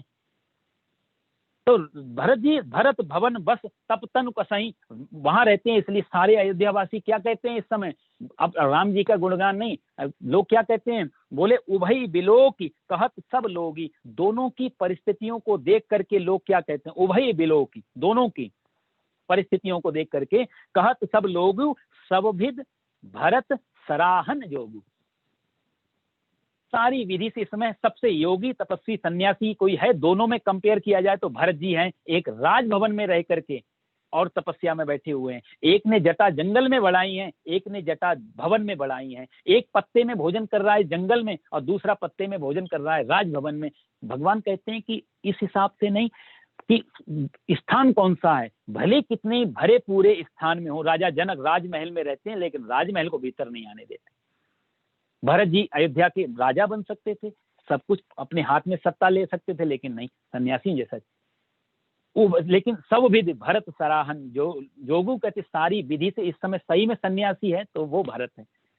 जंगल छोड़ के नहीं भाग रहे हैं, आज्ञा का पालन हो रहा है, चरण पादुका सिंहासन पे है और स्वयं दास बन के सेवा कर। ब्रह्मण्य आदाय कर्मणि, सारा कुछ भगवान के समर्पण कर दिए। भरत जी चाहते जिद पे अड़ जाते कि नहीं आप नहीं जाओगे तो मैं भी नहीं जाऊंगा, लेकिन भगवान कहते तुम जाओ भरत, आज्ञा मान के कुछ तो दे दो, चरण पादुका ले जाओ। 14 वर्ष तक आप देखो चरण पादुका सिंहासन पर रख करके। दास नहीं।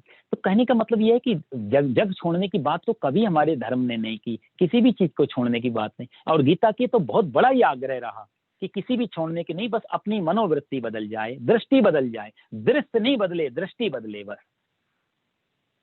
तो दृश्य हमारे को परेशान नहीं करता, दृष्टि बदल। भाई एक आदमी हत्या करना पाप है, हत्या करना पाप है। एक आदमी ने 100 हत्याएं की, और मजे की बात, जब उस आदमी ने हत्याएं की उस समय वहां पुलिस भी थी, गवर्नमेंट के भी लोग देख रहे थे, पर उसको कोई सजा नहीं हुई। और जब उसने बहुत दिनों के बाद एक हत्या और कर दी, और वो हत्या छुपके की, लेकिन खुल के बात खुल गई और फिर उसको जेल हो गई।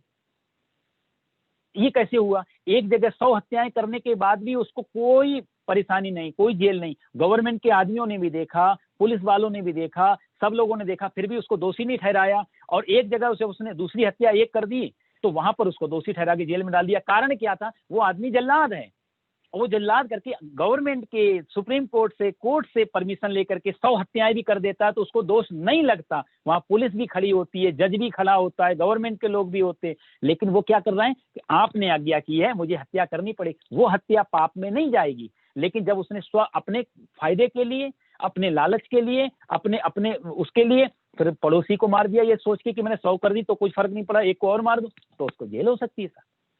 जहां कर्तापन आएगा तो कहा जाए तो वही पाप है, जहां अकर्तापन है वही पुण्य है। तो भगवान कहते हैं ब्रह्मण्य आदाय सर्व कर्माणि, जो ब्रह्म को समर्पण करके कोई कार्य करता है तो उस व्यक्ति को कोई दोष नहीं लगता। इसलिए भगवान 11वें श्लोक में भी यही बात कहते हैं कि कायेन मनसा बुद्धिया केवलैरिंद्रियैरपि, कर्म योगी जो व्यक्ति है वो व्यक्ति आसक्ति का त्याग। यहाँ कहते हैं कि जब आदमी इसमें लग जाता तो फिर सबसे अंतिम में रह जाता है कि मैं इंद्रियों को हटा करके दूसरी जगह लगा रहा हूं, तो वो कर्तापन जो मैं पीछे रह जाता है उसको भी जो त्याग कर देता, आसक्ति को त्याग कर देता है।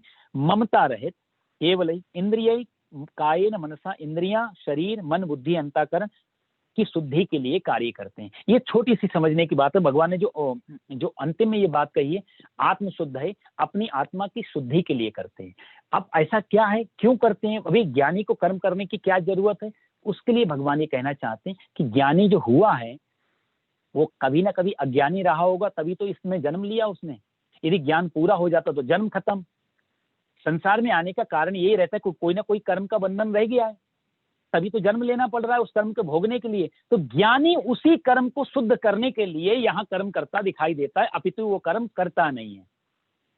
यदि उसने कभी हिंसा की तो इस उम्र में बार बार क्षमा करना चालू कर देगा। उस समय लालच करके किसी की रोजी रोटी छीनी तो इस समय वो सेवा करना चालू कर दे। उस बुरे कर्म को अच्छे कर्म से शुद्ध करने लगता है, जिससे कि दोबारा इस संसार में नहीं आना पड़े। ज्ञानी शुद्ध करने का अर्थ यही हुआ। नहीं तो कई लोग भ्रमित हो जाते हैं यहाँ पर कि ज्ञानी को फिर शुद्धिकरण की, वो ज्ञानी बोल दिया शुद्ध हो गया। नहीं नहीं, कर्मों का जाल है, अनंत जन्म, हमारे लाखों करोड़ों जन्म हुए। भगवान पहले भी कह चुके हैं अर्जुन से कि हमारे तेरे बहुत सारे जन्म हुए, तू नहीं जानता, मैं जानता हूं। तो ज्ञानी यदि इतना मानता है कि मेरे को जन्म मिला, शरीर मिला, इसका मतलब कोई ना कोई कर्म का अंश शेष होगा, उसी कर्म को काटने के लिए वो इस जन्म में कर्म करता है, त्यागने के लिए। कर्म त्यक्त्वा संगम त्यक्त्वा आत्म शुद्ध है। अब वो ममत्व को छोड़ करके, मैंपन को छोड़ के आत्म शुद्ध है, अपनी शुद्धि करने के लिए ही कर्म करता है। तो इसी में भगवान ने समय काफी हो रहा है और ये जो 4 श्लोक थे एक ही सीक्वेंस में आते हैं, इसलिए हम इनको भी ले लेंगे और उसके बाद मैं 2 मिनट करके वाणी को विराम दूंगा।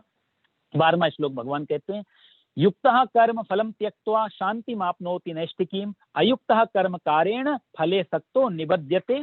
और 13वें श्लोक में भगवान कहते हैं, सर्व कर्माणि मनसा संन्यस्यास्ते सुखम वसी नवद्वारे पुरे देहि नैव कुर्वन्य कार्यन। हे अर्जुन, जो कर्मयोगी कर्म फल का त्याग करके शांति को प्राप्त होता है, वो योगी कैसा होता है? बोला कर्म के फल को छोड़ देता है, क्योंकि आत्मशुद्धि के लिए कर्म कर रहा है तो कर्म के फल को छोड़ देता है। कुछ मिलेगा, जब मिलने के हिसाब से करेगा सकाम तो फिर से आना पड़ेगा बेचारे को, इसलिए कर्म फल का त्याग कर देता है, इसलिए वो शांति को प्राप्त रहता है। परंतु अयुक्त, जो अयुक्त पुरुष है, जो सकामी व्यक्ति है, वो कामना के फल के कारण आसक्त होकर बंध जाता है। जो सकामी पुरुष, यहाँ निष्कामी और सकामी 2 विभाग कर दिए। दुनिया में देखो 2 ही प्रकार के लोग होते हैं, या तो तेरे हिसाब से जी लें या मेरे हिसाब से जी लें, या तो हम कर्म करें इसलिए कि कुछ भी जरूरत नहीं है फल, सिर्फ जैसे बरसात ऊपर हो रही है और आकाश में पानी भरा हुआ है, बरस रहा है, दूध उबल गया है, बाहर गिर रहा है, घड़े में पानी भर चुका है, अब नीचे गिर रहा है। तो सन्यासी निष्कामी इसलिए देता है कि शरीर में ऊर्जा है, बह रही है कर्म के माध्यम से। सकामी व्यक्ति उसी ऊर्जा से दोबारा लाभ लेना चाहता है, वो बंधता जाता है। ये संसार ऐसा ट्रैप है, जितने भी फल की आकांक्षा से हम कर्म करेंगे उतने और ज्यादा बंधते जाएंगे। निष्कामी इसलिए कर्म करता है कि शरीर में ऊर्जा बह रही है, कुछ ना कुछ तो करना पड़ेगा। इसलिए अर्जुन से भगवान कहते हैं कि सर्व कर्माणि, इसलिए सारे कर्म, सारी इंद्रियां बस में करके ये पुरुष नवद्वारे पुरे देही, 9 द्वार वाला ये जो शरीर है हमारा, इन शरीर पुरे देही, शरीर से सर्व कर्माणि मनसा, सारे कर्मों को मन से त्याग करके, न कुर्वन् न कारयन्, न करता है न करवाता है, सुखपूर्वक अपने में स्थित रहता है। ये बहुत ही बड़ी बात भगवान ने यहाँ 2-3 बातों को फोकस किया है। नवद्वारे पुरे देही, 9 द्वार वाले शरीर को पुर, हम लोग बोलते हैं ना रामपुर, धामपुर, ऐसे जो पुर शब्द लगाते हैं, पुर का मतलब होता है नगर। तो शरीर को भी पुर कहा जाता है आध्यात्मिक भाषा में, इसलिए भगवान कहते हैं नवद्वारे पुरे देही, ये 9 द्वार वाला पुर है। यहाँ भगवान ने शरीर नहीं कहा, यहाँ पुर शब्द कहा। पुर का मतलब एक और भी होता है, जहां बहुत सारे लोग रहते हो। नगर का मतलब यही तो हुआ था, बहुत सारे लोग रहते हो। ये भी शरीर को भगवान ने पुर कहा, इसका मतलब इसके अंदर बहुत सारे लोग कैसे रह रहे हैं, 1-2 के लिए तो पुर नहीं कहा जाएगा। तो भगवान श्री कृष्ण जानते हैं कि इसमें सिर्फ हम ही नहीं रह रहे हैं, हमारे साथ साथ बहुत हैं। अब तो विज्ञान भी सिद्ध कर चुका है इसमें कितने सारे सेल हैं जो सब चेतन हैं, कितनी सारी अंदर कीटाणु जीवाणु, कितना बड़ा एक कहते 7 करोड़ जीवाणु हमारे अंदर है कम से। इतनी तो आबादी हमारी न्यूयॉर्क की भी नहीं है, उससे भी बड़ा ये नगर है अपना शरीर। छोटे और बड़े से क्या फर्क पड़ता है, कितने जिंदा जीवाणु हमारे अंदर जी रहे हैं। आप सब लोग जानते हैं व्याख्या क्या करनी इसकी। इस शरीर के अंदर हजारों लाखों करोड़ों ऐसे जीवाणु जो जीवित है। श्वास हम ले रहे हैं, कितने सारे लाखों करोड़ों जीवाणुओं को अंदर ले जाते हैं एक साथ में, यदि माइक्रोस्कोप से देखो तो पता लगेगा। तो इतना बड़ा इसको शरीर की छोटा मोटा आबादी नहीं है, हमारे शरीर की आबादी न्यूयॉर्क से ज्यादा है। शरीर के अंदर जिंदा आदमी जो जीवाणु की आबादी है, बहुत बड़ी पॉपुलेशन को लेकर के हम जी रहे हैं, हम अकेले नहीं बैठे वहां, बहुत सारे दूसरे। इसलिए भगवान श्री कृष्ण अर्जुन से इस शरीर को नवद्वारे पुरे देही, 9 दरवाजे हैं इसमें, ये 5-7 ऊपर, 2 मलमूत्र के, ये सब मिला करके 9 द्वार वाला ये शरीर है। इससे आदमी कर्म करता है। नैव कुर्वन्न कार्यत, न इसको सिर्फ कार्य में, जैसे शरीर चल रहा है ऑटोमोड पे पड़ा हुआ है, इंद्रियां अपना काम कर रही हैं, ना वो करता है ना वो करवाता है। भाई जैसे बचपन से हम जवानी में आ गए, हमने तो कुछ नहीं किया, ऑटोमेटिक जवानी में आ गए, जवानी से बुढ़ापे की ओर जा रहे हैं। कौन चाहता है बूढ़ा होना, लेकिन बुढ़ापा हो, तो ये सारा काम हो रहा है। यदि हमारे बस में होता तो कोई आदमी बूढ़ा होना नहीं चाहे, कोई आदमी जवान होना नहीं चाहे, कोई आदमी बीमार होना नहीं चाहे, कोई आदमी मरना नहीं चाहे। तो हमारी इच्छा के विरुद्ध सारे कार्य जैसे हो रहे हैं, लेकिन मान के हम चलते कि मैं जवान हो गया, मैं बूढ़ा हो गया, मैं मर गया, ऐसा ये कर्तापन कहते हैं, छोड़ देता है। परम शांति नष्ट परम शांति को व्यक्ति प्राप्त हो जाता है। वो फिर शरीर संसार में से बहता है, जैसे बहते पानी में पत्ते बहते हैं, जहां पानी ले जाए, जिधर ले जाए, जिस दिशा में बहना तो पड़े। तो संसार में ज्ञानी बहता है, विचलित नहीं होता, और वही व्यक्ति सही में शांति को प्राप्त होता है। अर्जुन से भगवान ने कहा, आगे बहुत सुंदर सुंदर श्लोक है इसके, लेकिन समय काफी हो गया। अगले रविवार को हम लोग 14वें श्लोक से 14 श्लोक से स्टार्ट करेंगे। ओम पूर्णमदः पूर्णमिदं पूर्णात् पूर्णमुदच्यते पूर्णस्य पूर्णमादाय पूर्णमेवावशिष्यते। सर्वे भवन्तु सुखिनः, सर्वे सन्तु निरामयाः, सर्वे भद्राणि पश्यन्तु, मा कश्चित् दुःखभाग् भवेत्। ओम शांति शांति सुशांतिर्भवतु। बोलो सच्चिदानंद भगवान की जय। गीता माता की जय।